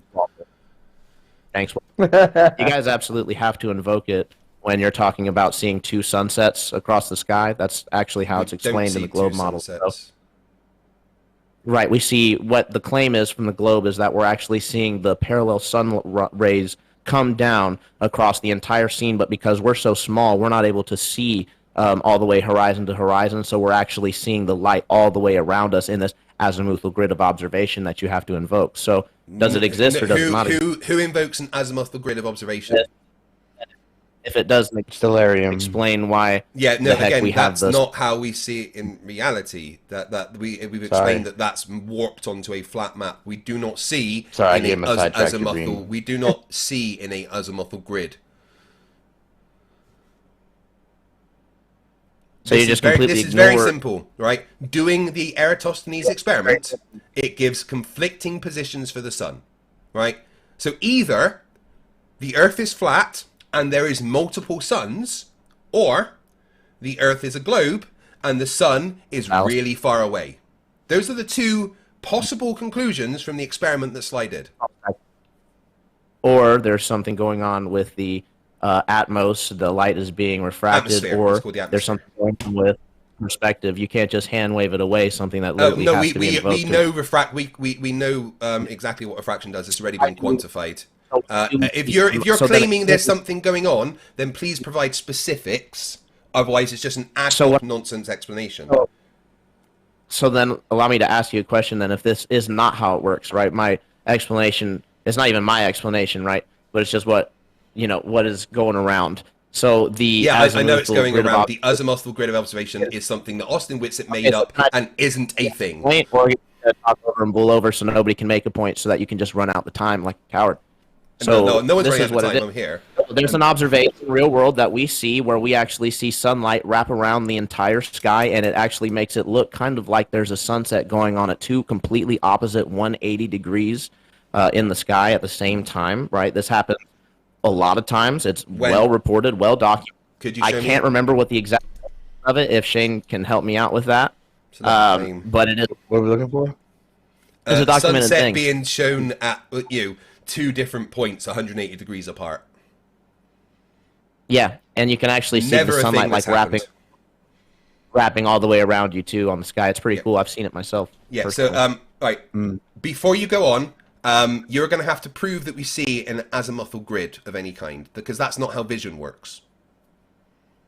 It just describes how much you can see in any direction, Craig. It's a well-known concept. It's literally an option of viewing type in most Stellarium programs, and it's how SunCalc works. We went over this, and then you had to say that that's a Mercator map, and we can't use that. Again, because that's all warped, right? It's not real maps. It's not accurate maps, so it has to be warped. That's not how we see with our eyes in reality. We do not see in an azimuthal grid of any kind. It is literally something Austin made up. Can you define that azimuthal grid? That's a good question. Can I define an azimuthal grid? Yeah, surely you're not hand waving away. You are the ones that are. Can you tell me what it is? Don't burden flip. It's okay. You are the ones that are bringing up an azimuthal grid, so. It's okay if you don't know. Where's that? That's on there. I know. Do you? Somebody say it. You're the one that's. This is your argument, so you have the burden to describe what it is. I mean, you hand wave dismissed it as if you knew, so I was just curious. I'm aware of what it is. Do you? Because it's your argument. Oh my god. It's very What is simple. it, Greg? It's I asked just the question first. It's just a grid based on like the observer's altitude, right, and azimuth. That's all it is. Sorry, I got something weird going on with my chair. Right. Right. Do you it's know what it a is? coordinate system that stays in place over the observer, measures Yeah. altitude above the horizon and the azimuth. Yeah, that's what I just said. That's what it is. Yeah. That's what it is, right? I was just so wondering it's not a if you made-up knew. thing for flat earthers to use online. With angles. With the vision, it is, because that's not how we see. The claim that we see in the azimuthal grid is false. Well, that sounds like a positive claim that you'd need to demonstrate. The claim is that we see in the azimuthal grid. That's a positive claim. So that's something you have to demonstrate. You have the burden of proof for that, not me. I am saying that that's something that doesn't happen. Okay. So I am taking the If we have negative. Therefore, you have the burden of proof to show that we see that our vision works in an azimuthal grid. Over Very to you. well. That's not what the claim, though. I'll go ahead and take a crack at it, though. So simply because it's a viewing option that we can click in that actually works for the observations that you will just claim is On a warped, distorted map. Yeah. That's a positive claim that you need to back up. The Mercator but map is a distorted map. Yeah, I can back that up, no problem. The data works for viewing, for observations. On map projections, yes, which means it has to be distorted. Doesn't match how we see in reality with our actual vision. You have made the claim that we see in an azimuthal grid, that is how our vision works. Please cite me a source about vision that states that as a fact. I'm going to need to see your mainstream article. That's so funny. Yeah, so no, it's I would like to actually- see any scientific explanation that backs up your claim that our vision works in an azimuthal grid. Because that is a claim that has to be backed up with evidence. Either give the evidence we or can't drop the claim. I don't think you understand. So I don't think you understand exactly what it is, and that's why it's so funny. I just explained to you Because- what it was. I said the exact words of what it was, and that is not how You didn't vision get- works. A half a sentence. I don't even think you would let me prove it. It's so funny. So, I've asked you again, to give evidence of the claim. say- Can you when we cite say an anything that backs azimuthal- up your claim that that's how That vision is- works? that is laying out the observations to the observer based on azimuth angles. It's literally undebunkable. You don't even understand what it is. That's why this whole conversation is so Yeah, funny. again, I would like you to say that that is how our vision works. That our vision works by seeing in a azimuthal grid, because that is your claim. You're trying to straw man it. No, that is your claim. You've told me that's your claim. So now you're trying to put words in my mouth. You I told you exactly how. everyone here I told heard you say that was your claim. You're literally just ignoring how it works. Do we see, so that right, you can is your claim that we see in an azimuthal grid, yes or no? My claim is that we can lay out our observations based on azimuth angles, and it will be correct to the observer, and it's undebunkable. Yeah, by if you map it onto a distorted map, so you have to distort the observations, absolutely correct. But the claim that is actually coming from Austin Whitsitt is that our vision works by seeing in a azimuthal grid. Can you back up that claim, which is what you're currently parroting? I'm not going to back up a straw man claim if that's what you're asking. No, that is what you said. It's not a straw man. That is your claim. I'm sorry if you misunderstood what I've said. I've clarified it like 3 times now. Right, so again, you're just using the same argument as Shane. If you put something onto a distorted map and distort it in the same way, then it works, yes. Well, you just claim it's distorted. No, I'm not claiming that it's distorted. The Mercator map is it's a projection of a globe. Therefore, it's a distortion. Nice. That sounds like begging the question. No, it's not begging the question. It's a fact. The Mercator map is a projection of the globe. That's so funny. You can just rinse and repeat. I don't think it's. I very mean, you convincing, can though. look it up if you want. The Mercator map is a projection of the globe. That's just what it is. Right, that doesn't mean anything, though.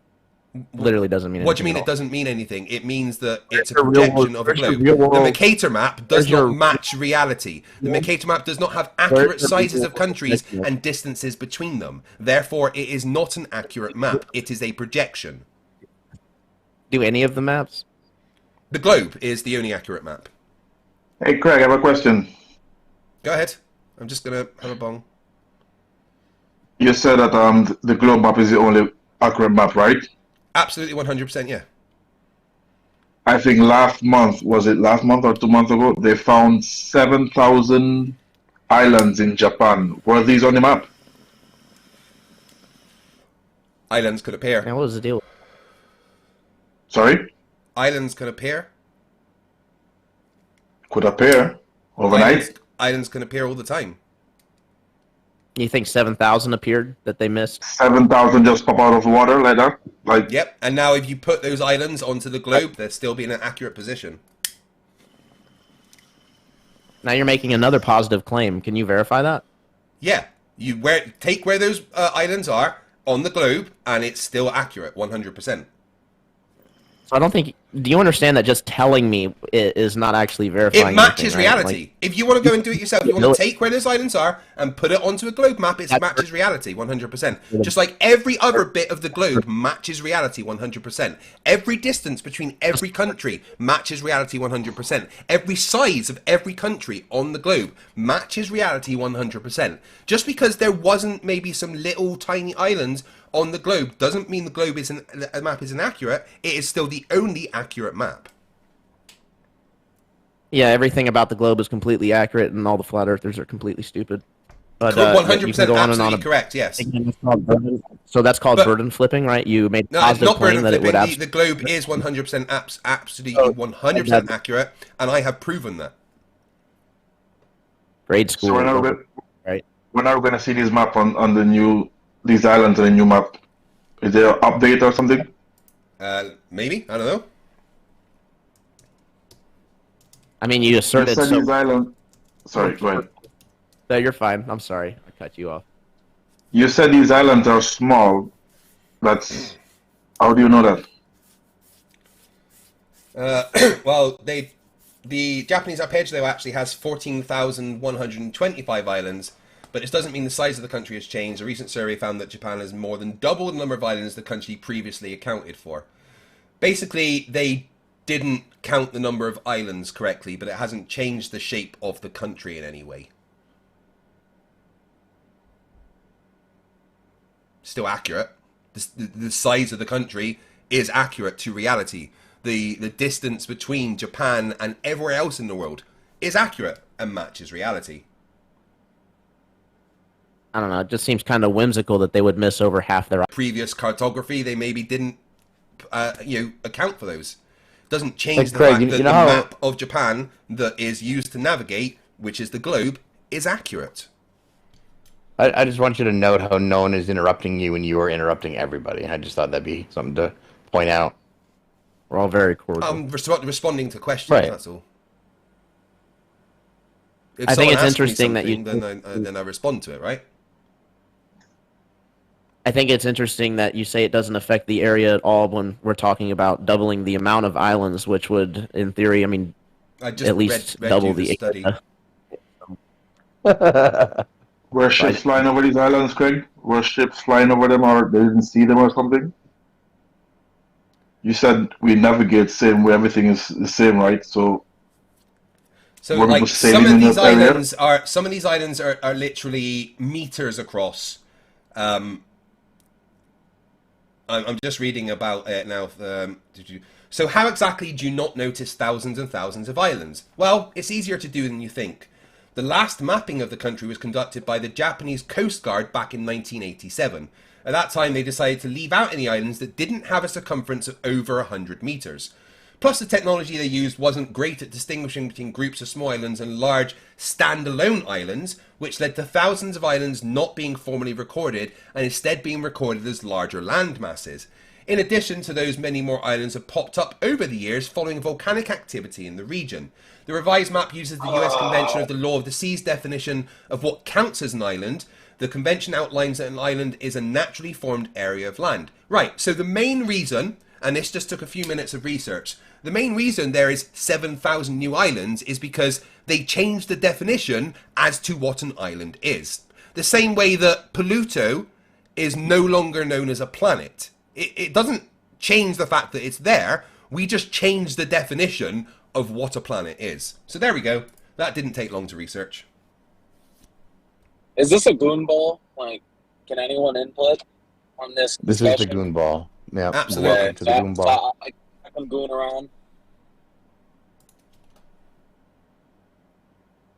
Well, how is the main goon doing, FTFE? I'm doing fantastic, thank you. What time are we on?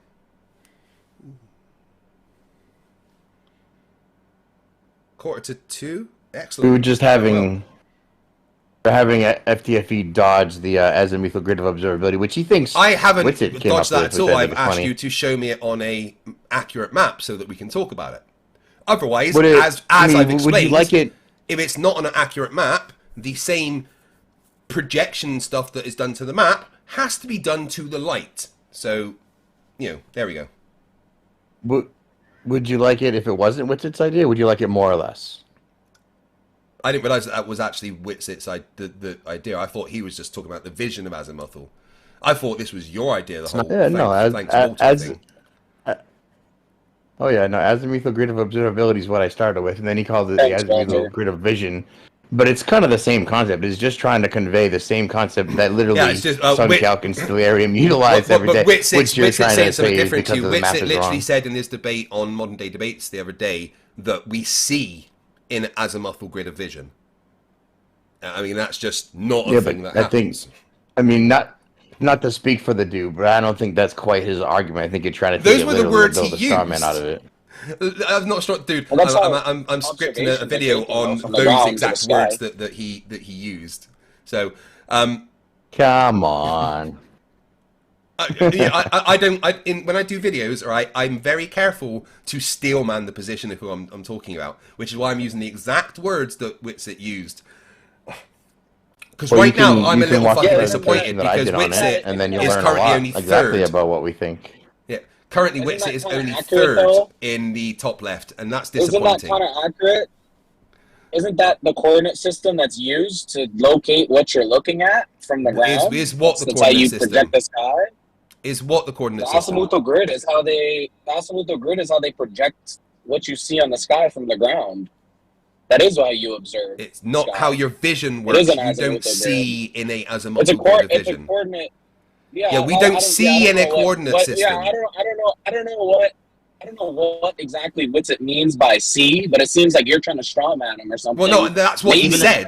I maybe can't if you strawman try- his maybe if you words. try to maybe if you try to interpret what he said, Doing a good and job. maybe if you, I'm just using. I don't want to do. Hey! Interpreting derive someone meaning is from what he strawmanning, right? said. Hold on. Maybe Stop what one he's sec. trying Stop one to sec. say Stop. is that Stop. everything that you look at in You the let sky me respond. Stop. is actually Dude, let me respond. an azimuthal You need to grid. stop so I can respond. Well, I Right? can't if I can't get my point out. Right. Well, you said something that I want to respond to.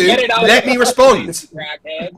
Dude, you No, said something I want to no, respond to. no, Let me no. respond. I Right? don't give a fuck, bro. He needs to learn how to have he keeps. Yeah, I'm harping trying on to have a people don't conversation. I'm have trying to it. respond to a thing you said But he's before the you only say guy who something doesn't else. know how to actually No one can hear either one of you because you're both just continuously talking. Until one of you stops, we're just going to listen to me, I think.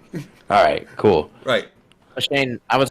Yeah, you see Right. how I So can't even get to a single let me point? respond to what you A said single now. point can't get got through. Right. Can I respond to what you said now? You can't Dude. respond to what I said if you didn't hear it. You were I talking did. the whole time. I did, and I was trying to respond, but you kept talking. Right. No, you talked. So through my now entire wish thing. your You mouth. can't respond to something you don't know. Good boy. You want to be quiet, and I can respond. There we go. Right. No, I don't. No. Okay. So I am using Witsit's exact words. I cannot strawman him if I am using his words. I'm not going to interpret his words. I'm not going to say, I think this is what he's saying. I'm going to use his exact words. His exact words were, we see in a azimuthal grid of vision, which is a load of bullshit. So do you understand what he means by when he says that exact quote?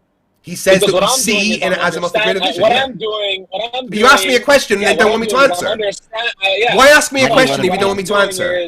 What I'm doing is I'm taking the. You're asking me a question and not letting me answer. That's what you're doing. And I'm understanding the fucking meaning of it, dude. See, the reason you can't fucking have a debate with anyone is you don't let them get their fucking points out, bro. You asked me What a the fuck is question wrong and with then you? didn't let me answer. What the fuck is wrong with you? Did You hear asked me a pause? question Did you and hear then the didn't period? let me answer. What you did there, Oh, God, dude. one sec. Nah, don't What fucking, don't come what here you and did lecture me there- on how to have a conversation, Yeah, dude. no, you do You need literally lecturing can't because wait when you till ask a someone question, you fucking let finishes people their answer, point. right? All right, Yeah. all right. Do we have Yeah, an I actual still question? haven't been Noah? able to get my Yeah. point out, Shane. All You right, see this? You see FTFE, how fucking ridiculous this let is? him ask the question, or we'll have to mute Right. people. He Here asked we the go. question, Jesus and I fucking tried to Christ. answer it. No, he didn't ask What- it yet. He didn't. He didn't did. He ask asked the question, yet. Let and him then he make started one saying a bunch of other uninterrupted stuff. statement, please. Well, if he asks Nah, the they don't question, let though, him make one right? statement. What, 30 one sec, though. seconds. One sec. If 30 he asks the seconds. question, I will answer. Right?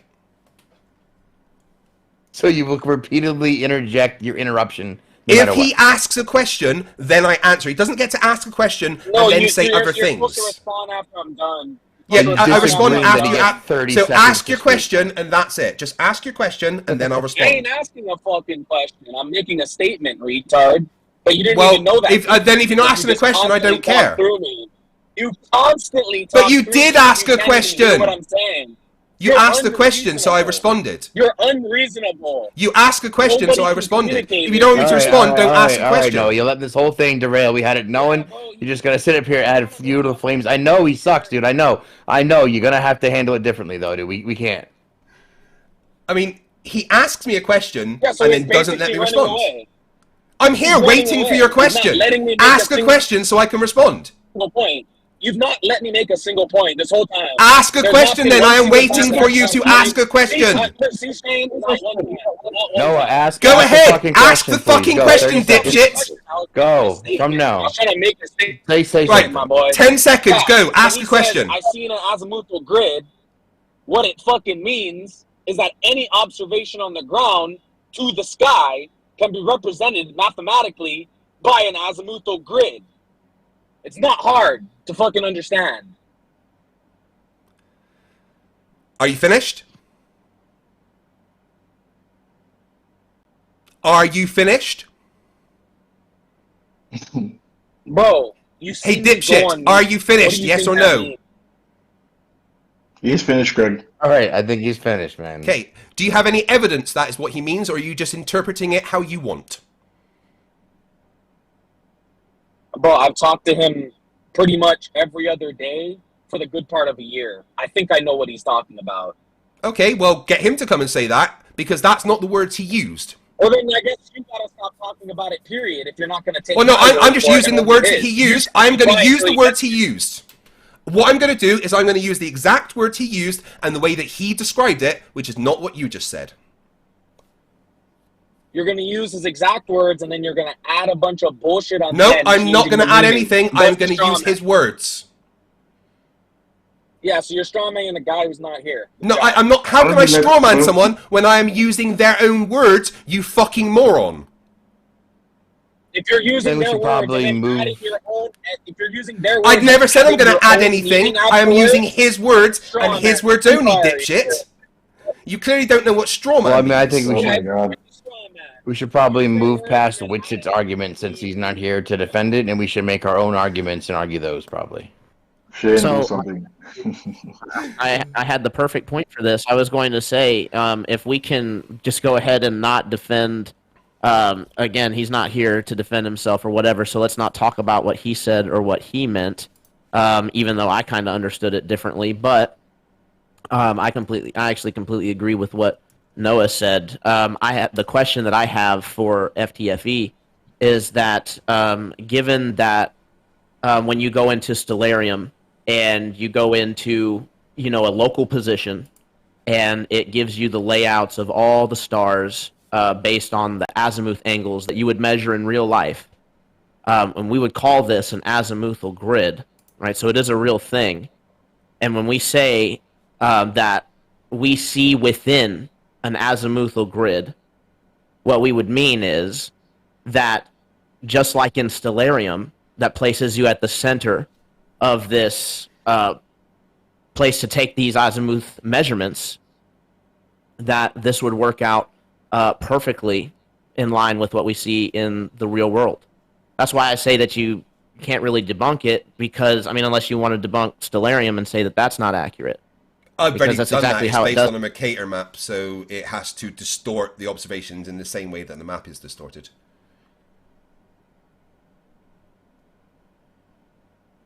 Like which For one, which specifically? And how would you know that it's distorted? Whichever from the distortion is applied to the Mercator map to make it a projection from the globe, which it is, the observations that are applied to that also have to be distorted in the same way, otherwise they won't match reality. Okay, I'm gonna make a point. Isn't the grid in the sky? I'll make a point now, real quick. They're not distorted. Like, I can give a coordinates. Say I'm in Gaza, fucking Egypt, or whatever. I can get the coordinates for that. Input that onto my Stellarium. Input the date onto my Stellarium, and get the exact matching observation I should get from that place at that time on there. So there is no distortion in the because it's all observation. distorted to map the Mercator map, so it would work. Yes. So when you put in when you plug in, let me finish. Sorry. When you plug in real world observations to the Mercator map, which Stellarium uses, it will do the same distortions to those real world observations that the Mercator map has to have from the real world map, so that the observations on the Mercator map match reality. This isn't hard to understand. Because the Mercator map is not accurate, we all agree that the Mercator map is not an accurate representation of the world. That is not what the countries look like. That is not the distance between the countries, right? Stellarium uses the Mercator map. Therefore, the observations that are on Stellarium have to be distorted in the same way that the Mercator map is, so that they accurately represent reality. Crazy argument. Otherwise, how is it a crazy argument? Otherwise, you are putting accurate stuff onto an inaccurate map. Incorrect. The observations are accurate and do work down to the coordinates that you are located in, even including the time that you're at. Because it is distorted to match reality, yes. The observations are most definitely not distorted. Maybe the landmass is, but the actual observations itself, the projection of what Stellarium shows you, given coordinates and time, are actually accurate, not distorted in any way whatsoever. Again, I don't want to skate past what FTFE. I know I'm going to respond to, before someone else jumps in. I'm going to respond to what was just said. Because the map is distorted, and we all agree that the map is distorted, the observations also. The Mercator map is not an accurate representation of reality. We all have to agree with that. The world does not look like that, okay? Because the Mercator map is distorted, because it is a projection, any observations on it have to match that projection. They have to be distorted in the same way that that projection is to match reality. So if the distance between 2 points on the map is different, if the map shows that the distance between 2 points is 500 miles, but in reality it's only 300 miles, then the observations have to be changed on Stellarium to match that discrepancy. Otherwise, they will not match reality. That is the point. If the map doesn't match reality, then the observations that are put onto that map have to be distorted in the same way that the map is. Incorrect. The observations not incorrect. on Stellarium are not distant. No, hey, wait! I let you talk the whole time. The observations on Stellarium are correct. That's how they got the observations. Is they went to places on certain days, recorded what was in the sky, recorded it long enough, and was able to predict it. Then they took those direct observations and mapped them onto an azimuthal grid for each coordinate that you can be on and each time that you can be in those coordinates. And so the observations are actually directly accurate of what you're seeing in the sky, given your coordinates. So you're saying the Mercator map is accurate, There's no two ways about it. That is the function of Stellarium, is to show you accurate observations from the ground. Is the Mercator map accurate then? Is the Mercator map accurate? Do you know what the map in Stellarium is used for, Craig? The bit on the side to click where you are, yeah. And when you put the grid only over that, choose user location. Yeah, you can make that map into any projection, and the programming of the thing is completely unaffected. Yeah, so when you're actually viewing the position on Stellarium, like I said to you, that view is from a globe, right? So when you're actually looking at the view... No, it's not, though, because that would imply you see half the sky, and nobody sees it. That's begging the question. It's All not begging giving the you is question. the That's all what it it's is. giving- all it's Wait, giving- wait, I'm all talking it's right now. giving you- I'm all talking. it's I'm giving talking you right. is I'm the talking right now. accurate I am talking. I am observations. talking right All now. it's giving I you am is the talking right accurate now. I am in the middle of talking. Right. I'm going from to the keep talking. coordinate I'm going to that you keep were talking. You at. can keep going, but I'm It is talking. the I'm not going to accurate- stop because I was in the middle of talking. Bro, you interrupted. I'm still talking. No, I interrupted. haven't stopped. Once I've stopped, I'll let you talk. There we go. Good boy.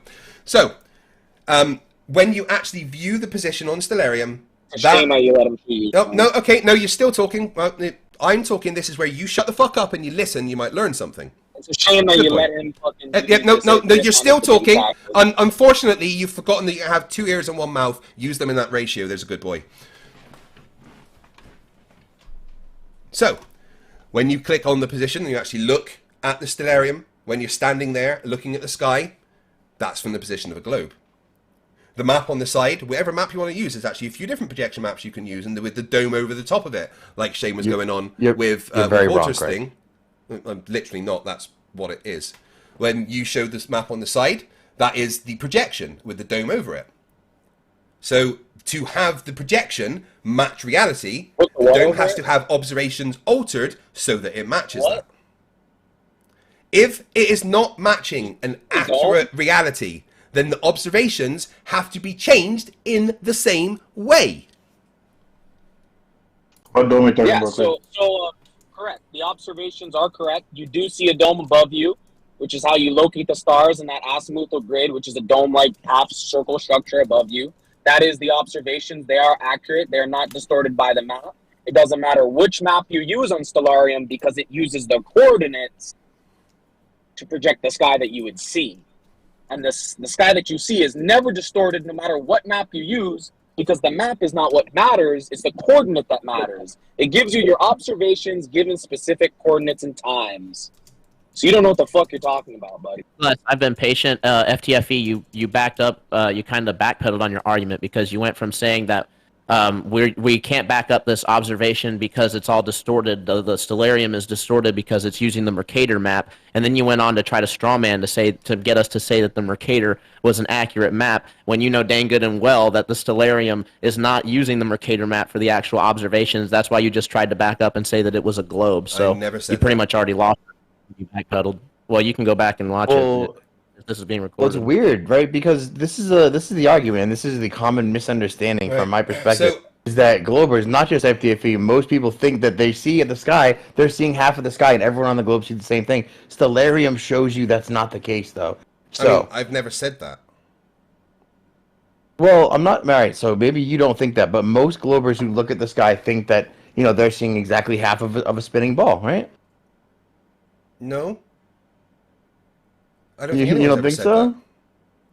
that. You just So- said that that's a globe, and you wouldn't need the azimuthal grid, which is completely incorrect, and not how these programs that actually Right. use the globe, right? You're I'm using going to read whatever from measurements. something from Stellarium's programmer. All right, Stellarium is a planetarium software that uses a catalog over boy. 600,000 stars to accurately display their positions on a virtual night sky. The software uses astronomical algorithms to map these stars onto a 3-dimensional model of the celestial sphere, which is then projected onto a 2-dimensional map that represents the night sky. Right, I'm going to read that again. The software uses astronomical algorithms to map these stars onto a 3-dimensional model of the celestial sphere, which is then projected onto a 2-dimensional map that represents the night sky.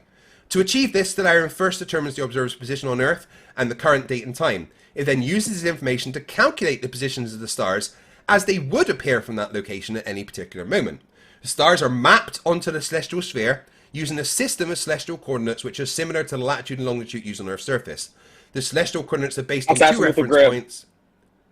Cool. I'm That's reading. the azimuthal grid that Cool. you shit on I'm earlier. reading. Do you want They're- to? they're talking about it right Good boy. Well done. Oh my god. But you just proved our point. Shit. Just No, just if you keep letting him trigger you, he's going to use it to distract No, the whole no, point no, that no. I'm making, so please stop. No, Let him I'm finish pointing reading, out then you that can- That's the azimuthal grid. That celestial sphere Yep. that he just Yeah. said was like the latitude and longitude. That Yeah. is the I'm azimuthal still grid that we've talking. been talking about that you shat on earlier. I'm still talking. If you want to maybe Finish, shut the finish, fuck finish. up and let me talk, that's wonderful. Well done. So, the stars are mapped onto a celestial sphere using a system of celestial coordinates, which are similar to the latitude and longitude used on Earth's surface. The celestial coordinates are based on 2 reference points, the celestial equator, an imaginary circle around the celestial sphere that is aligned with Earth's equator, and the ecliptic, the plane of Earth's orbit around the Sun. The Stellarium uses an equatorial coordinate system which is based on the celestial equator and measures the position of stars in terms of right ascension, which is analogous to longitude, and declination, which is analogous to latitude. These coordinates are projected onto the 2-dimensional map to produce the star chart that users see on their screens. Overall, Stellarium's accurate mapping of the stars is a result of complex astronomical calculations based on a vast catalogue of stellar positions, combined with sophisticated software algorithms that translate this data into a 2D realm and a realistic virtual night sky. So it talks a lot about the fact that the observations are projected onto a 2D night sky. Can you cite your source, sir? Yeah, that's from one of the Stellarium programmers. Could you cite that thing that you're reading? Like, put it in the chat. I'll get Also, the blog link. Thank I would you. just say, Great. hold on. You think projection is a saving grace? It absolutely is not. If something can be projected, then it can be interchangeable, and then you've actually lost your hard proof that your math is evidence for one or the other. So if it can be interchangeable, maybe you didn't hear what I read. It has to be projected from 3 dimensions to 2 dimensions. You can project from 2 dimensions back to 3 dimensions. If it can Correct, go you one can, way, it but can go back. Stellarium projects from 3 dimensions to 2 dimensions. So, Sure, I don't think that's. I still need that source, bro. yeah, I'll get it for It you. doesn't matter. Where's your hard evidence that your model, since it can be projected either way and probably has multiple Our different model works projections, perfectly. Our model makes 100% accurate predictions. So. the other Greg, I have a question Because for it Greg. uses an azimuthal grid. Yeah, that's how it's perfectly. It uses the same thing that you say it doesn't exist. I Azimuthal never grid. said it doesn't Without exist. it wouldn't match perfect reality. Do you understand Well, that you had to. world observations and project them onto anything and make it work, and that it doesn't mean that it's actually reality, right? Yeah, projections aren't reality. Correct, reality is reality. How do you get these angles for the stars, Greg? What did you derive it from your equatorial plane? Equatorial plane? No, you get elevation angles by like using the sextant or something. It's From- called an equatorial plane. Does it come from the equatorial plane? All these angles, can they get it from the equatorial plane as well? No, not all angles are taken from the equatorial plane, no. All can be derived from that, Greg. Come on. If you're taking elevation angles, you take it from the surface of the Earth with a tangent to the Earth's surface. And you can derive it all the way down to the equatorial plane. That's what I'm saying. That they are all the same angles. Look at What do you mean they're the globe chart. same How hard is angles?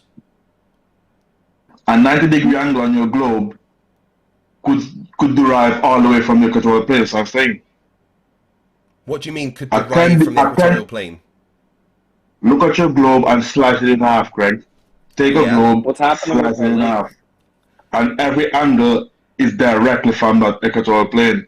The When you sphere take is elevation what we angles, they're observe. not from the equatorial plane. When you take elevation angles, they are tangent to the Earth's surface. Oh my gosh. Let me see if I can find a picture. You, Why you know, don't- you, why don't you we do try know to that's let how Dean elevation go angles at are it for a little taken, bit, right? so we don't interrupt they're him. tangent to the Earth's surface.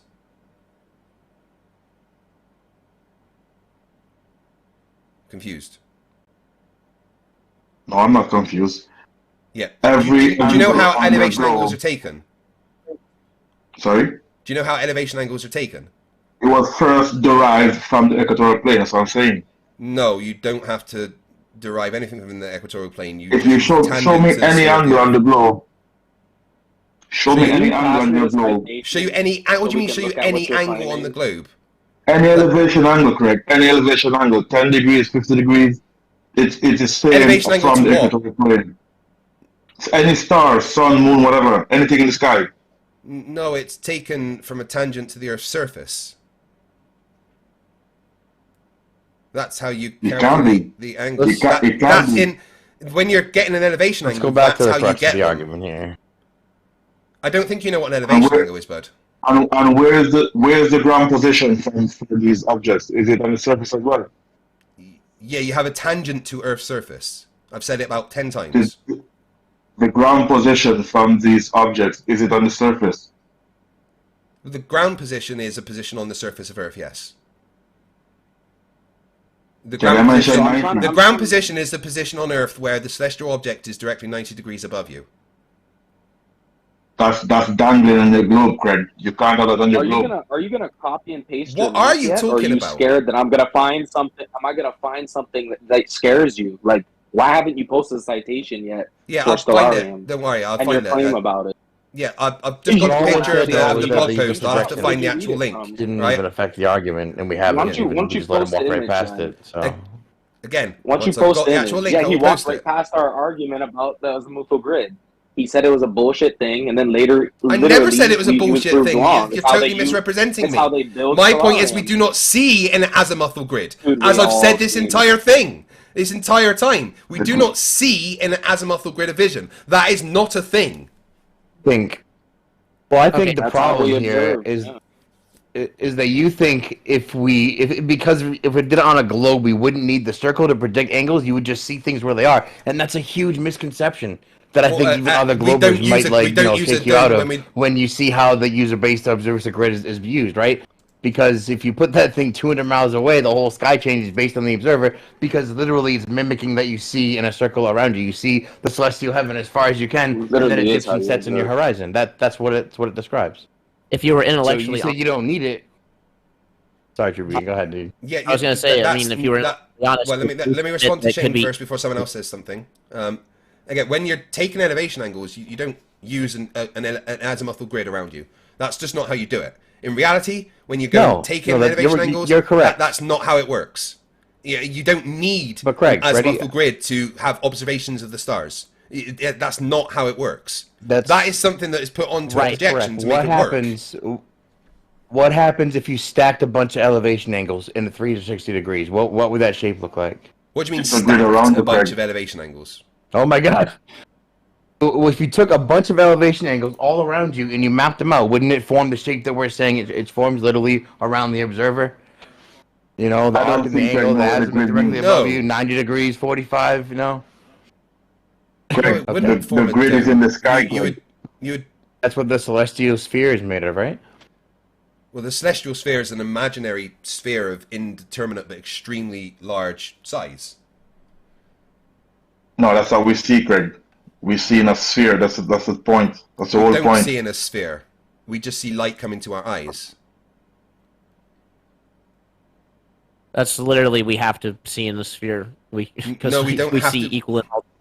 We around. just see light coming to our eyes. We don't see in a sphere. In basic fact, geometry. if anything, there's like distortion at the side of our eyes that warps and blurs it because our eyes aren't actually a perfect think sphere. But no, we don't see in a sphere. That's not how seeing works. I think we're talking past each other, Craig. I think that I just want to go back to the original point, and again, I think that this exchange was actually very telling because you keep trying to push us into this, prove that we see in this azimuth grid, but and I challenged you earlier to define azimuthal grid, And I did. and it's really funny, because all an azimuth is simply taking the elevation angles to the celestial objects, right? Yeah, so and I you explained can that, yeah. put those right. So when you take observation angles, that inevitably gets put into if you're building anything with it, any kind of coordinate system, that's going to be an azimuth grid. Yeah, right, you just want to by build it definition. into an azimuthal grid, yeah, but we don't see in an azimuthal grid. You can build anything you want based on observations into, a display of azimuthal projections, into a display of, this is their elevation based on this position, and map it out however you want. But that's not how we see. That's not how our vision So would it be works. correct- Right? Would it be And more correct to here's say well, that let me finish my point, right? Maybe this is a bit of talking past each other because of the way that Whitsitt stupidly tried to explain things on Modern Day Debate the other day, when he literally kept using the words, no, we see in an azimuthal grid. And he was arguing with Mark over and over, no, we see in an azimuthal grid. That's how we see. That's how our vision works. Those were his words hard on over for and Whitsitt over when and he's not over, here. right? So that's what I'm kind of basing Let him my defend argument it. on, right? But let me Let him finish. defend himself, Craig. Let me So finish. would you Yeah, let me accept- finish what I'm saying, right, before people are jumping in, and you might be okay. So that's what I'm basing my argument on, all right? Give him a hard Because on for that- Whitsitt when he's not here. I mean, if I can finish what I'm saying, we might actually get somewhere, okay? right? Yeah, but So, just don't bring up with no, okay, well, no, once again, I'm not allowed to say what Yeah, I'm you're saying. just You're talking gonna... shit about a guy who's not Guys, here. you I am just not, gotta give I'm them trying to different say... excuses to not No, answer okay, when it's we fine. Look, if storming you out of guys the don't answer. want Why me do to you guys answer the not get this? question... We're If not you guys, working together here. if you guys don't want me to answer the question, that's fine. I won't answer. I'm literally in the middle of trying to answer the question, and all of you are too scared to actually hear the answer. So you know what? I think What we're was done the for question? tonight. So that's been wonderful. Scared. No, I've Scared. tried to. I just spent No ages trying to hydration. answer the question, and now you won't let me. So it's 2:15 in the morning. I'm ready to go to bed myself. You're fucking scared, bro. Don't lie. Oh, wait, if I'm the one that's scared, why were none of you letting me talk? Wonderful. Yeah, brilliant. That explains who exactly is scared. So anyway, once you can come back to me What? with all You this stuff... interrupted me way more. So no, see, once again, you're No, interrupting man. me again. Every time It's I just talk, gonna keep you're happening, far right? too scared to let me talk. I was in the middle of answering the question, It's just getting to gonna the keep crux of saying the that. argument. I was right there, getting there, but no, you wouldn't let me because you were all too scared to hear how dumb you are. And that's absolutely fine. Well, I understand. you're projecting. Ignorance is a very You're scary projecting and thing. running. Ignorance is a very scary You're thing. think That's this was absolutely fun. fine, right? I mean, I Absolutely think it was fine. fun. I do understand. And I think that I your had fun, tactical yes, Shane, thank retreat you. is very telling, friend. Yeah, have fun running away, scary cat. I'm not running. I was trying to get my answer out, but you wouldn't let me. You are definitely running.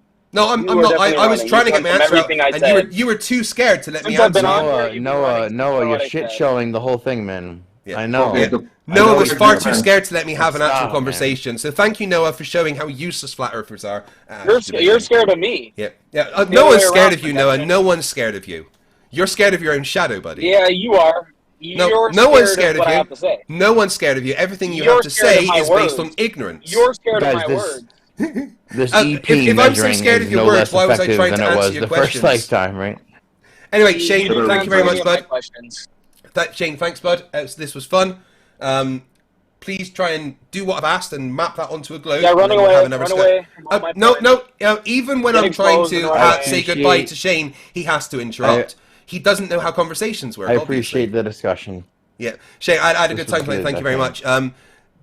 Do me a favor. Do what you said you can do. Keep running. No. He wants to keep Keep doing that. running. That's fine. That's Run fine. from all my points. You didn't make Run any from all points. the That's points. the thing. Shane, Get scared and run no, away. no. Yeah, There we go. we proved you Look wrong at him. He's about that. unable to shut the fuck up, isn't he? I will enlist the help of my good Glober friend Bacon and see if we can't work something out for next week. Absolutely. I'm Okay. sure he'll be willing to help me. Yeah.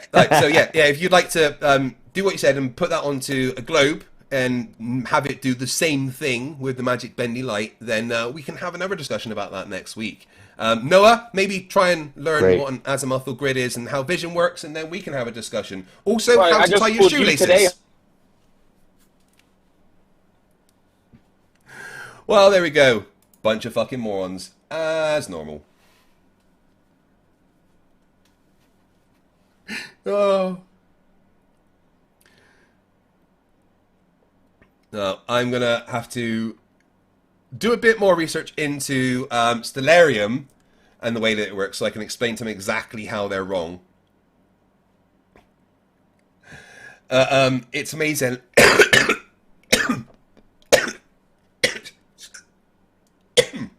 Excuse me, I'm sorry. Oh. Sorry, just getting over that cold. It's amazing how they will use things that are based on a globe to try and show that the Earth is flat. Yeah, Roland, I really did. I made them backtrack on their own claims. Absolutely, 100%. So, a couple of little updates. Everyone knows that I've been struggling with mental health and stuff, and I'm getting myself sorted. I'm feeling better in general. My court case comes to an end on Wednesday. My dad's health has actually improved a little bit, and we're a bit further forward with a diagnosis and stuff. So,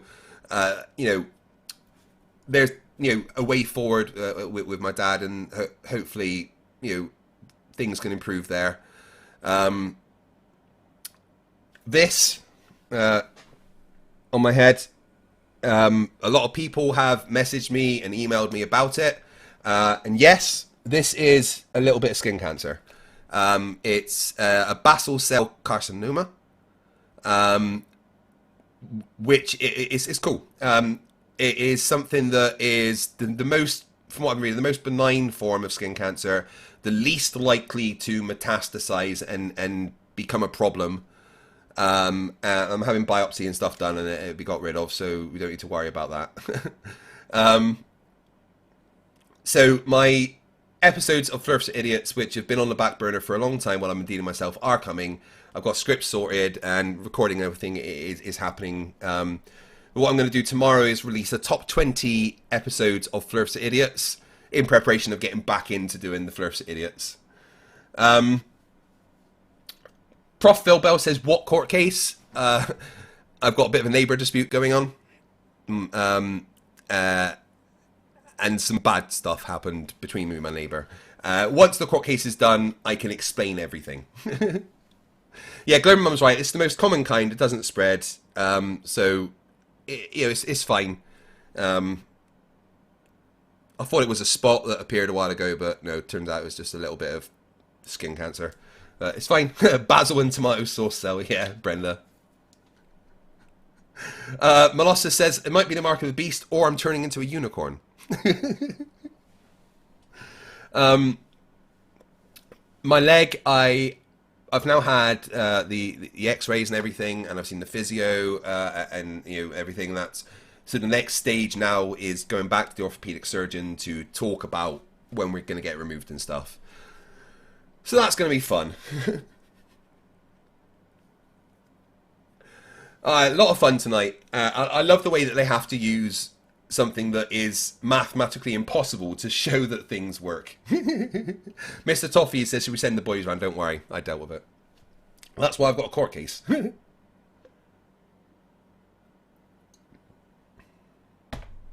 Oh, that's not good, Prof. Phil Bell. I hope you get sorted, dude.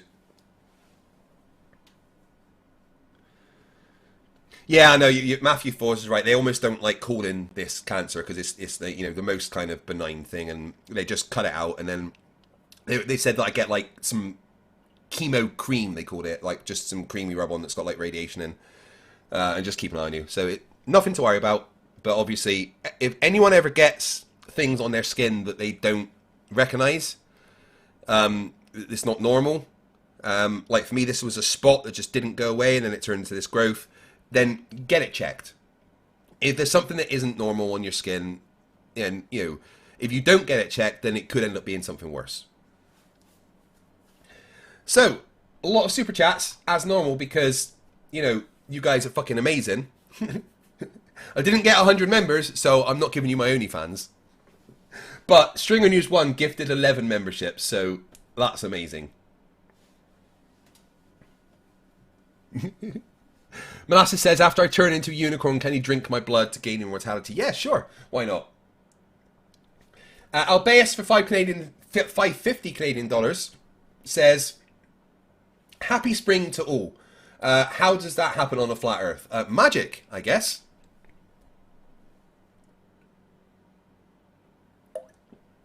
Flatsoid got it wrong, who's been a member for 14 months, says, 14 months of derp destruction, here's to 14 more. Cheers, everyone. Absolutely.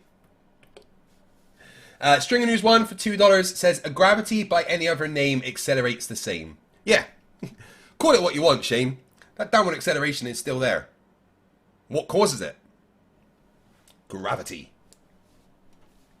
PhD Tony, the only real man in the room. Sorry. Excuse me. Talking about the tide to Miami. There's also influence due to the Gulf Stream.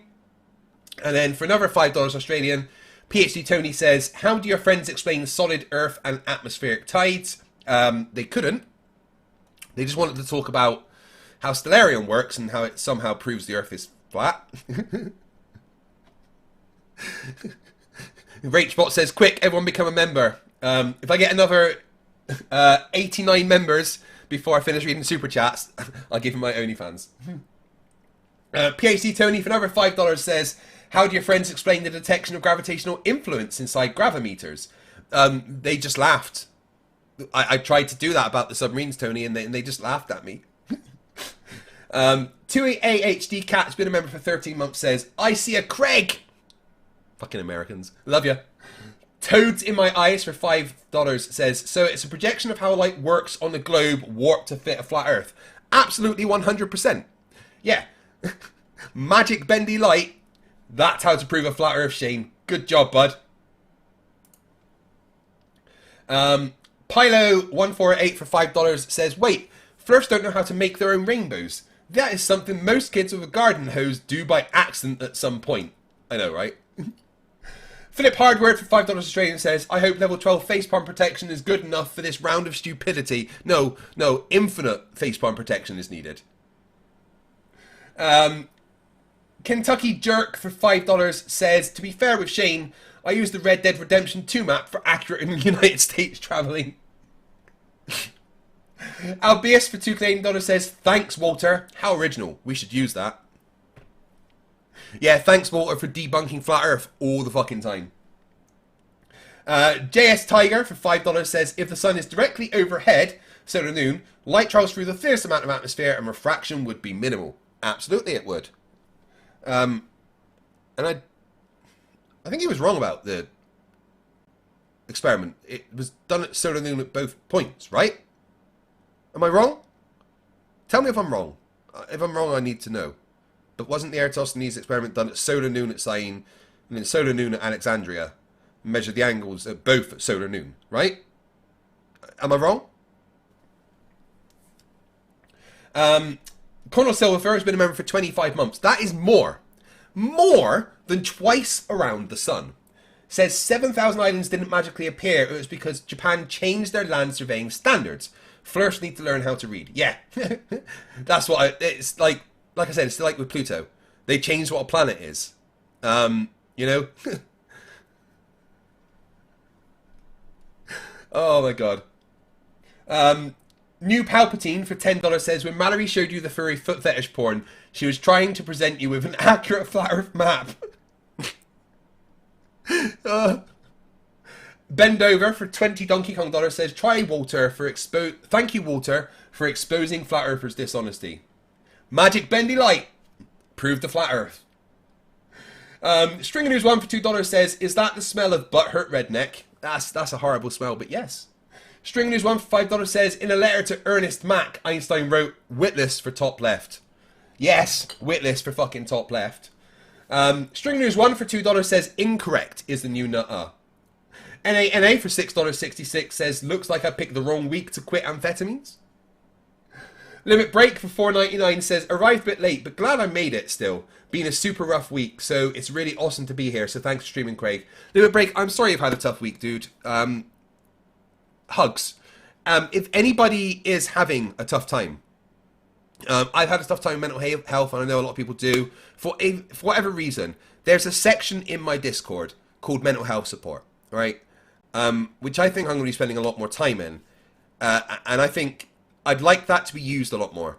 Could one of my mods please get the link to the mental health support bit in my Discord and post it? Because if anyone is having mental health issues, come into that room and tell us and talk to us. We can work through our problems together. All right? It's 2023, and we're all fucked. We've gone through a pandemic. You know, we are living in the times that will be talked about in future history classes, and it's hard. It's really fucking difficult. So if anyone has a tough time, any mental health problems, come into my Discord and have a chat with us. Let us work through this shit together, because we've all got to live here. William Foley for $5 says, insist they leave a Harry Potter scar. I want a Harry Potter scar. Lord Luminous Poo, $10. A lady with a clipboard stopped me in the street the other day. She said, can you spare a few minutes for cancer research? I said, alright, but we won't get much done. Love it. Thank you, Global Mum, and thank you, Mandelbrot Set. Industrial Nerd for $5 says, Craig, what are your opinions on the buttermilk shortage in Westchester County? CC for buttermilk. CC should get all the buttermilk. Top left is not going the way I thought it would, right? At the moment, CC is fucking running away with it. absolutely running away with it. Second place is Flatsoid and third place is Witless. But we've got a month, and don't worry, Witsit will win. CC is a worthy candidate though. And Industrial Nerd, that video is just brilliant. String News 1 for $2 says vote Gamma, absolutely. Earth is Life for $10. The Noah 808 guy lives in Hawaii, where I used to live and can literally go to the same location and verify my pictures. But there's a reason why he won't. Scared maybe? Yeah, just as scared as he was to let me talk, apparently.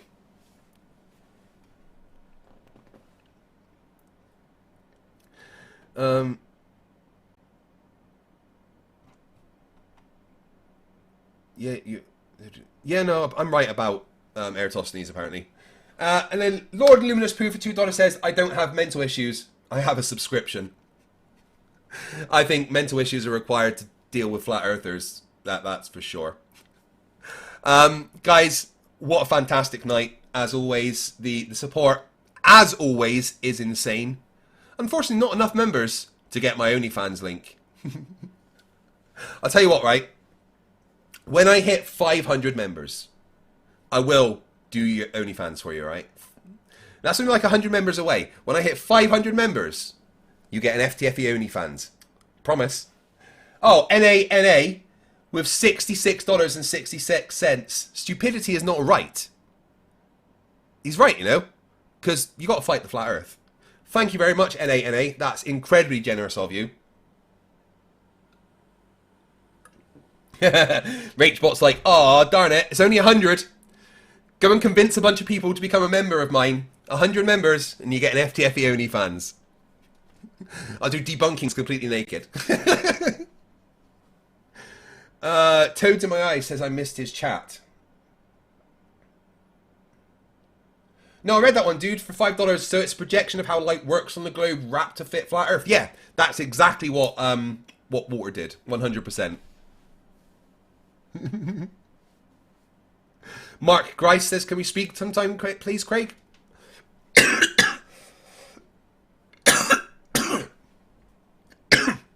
Excuse me, sorry. Dude, head to my Discord, hit me up. I've got email, Twitter, all that good stuff. And you know what? Just because...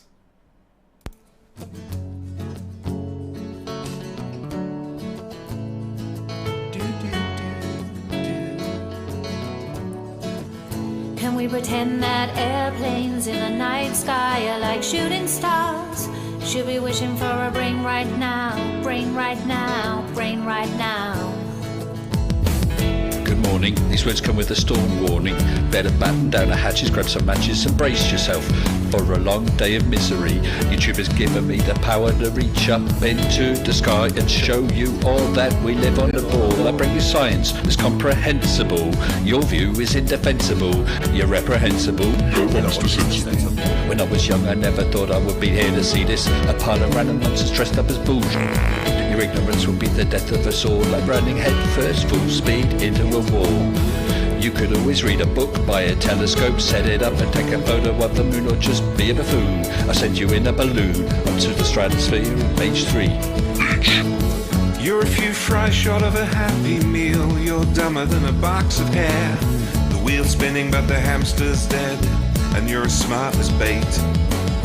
You forgot to pay your brain bill. You're missing a few buttons on the remote control. 24 cents short of a quarter. You're surfing in Nebraska. You're as bright as Alaska in December, and you fell out of your family tree. You don't have all the cornflakes in one box. You got an IQ of 2 and it takes 3 to grunt. The elevator doesn't go all the way up, and there's a vacancy on the top floor. Your antenna doesn't pick up all the channels. You're several nuts short of a You're Mr. fruitcake. Sensible, calm down, don't go too hard. You don't need to have Stellarium Flerfs in your backyard. You're a man of science, poise and grace. Mage 2 did everything to wipe the grins off the face. So Nathan, get away from those kids. The world is not flat and it doesn't have a lid. Recognize the differences between the textbook and the Bible and control yourself. Lay off your slander and your lies. You're a bunch of knobs poisoning the well of the youth, spreading lies that you like to claim as knowledge and truth. Stop spreading fresh bullshit like the butter on your bread. Maybe a musical assault knock some sense into your head. I hope one day you'll hear these lyrics and smile, and you realise you used to be a 40-year-old child. Now it's time to wake up, open your eyes and see, and acknowledge the existence of gravity!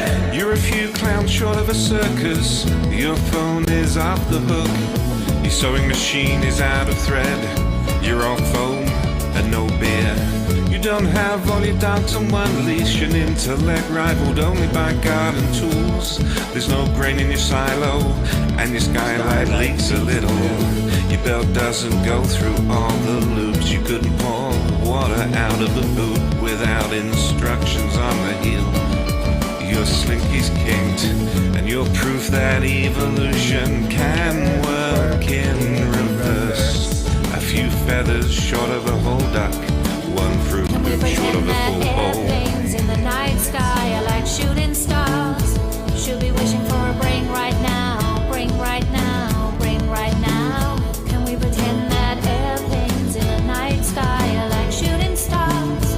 Should be wishing for a bring right now, bring right now, bring right now. You thought it was over?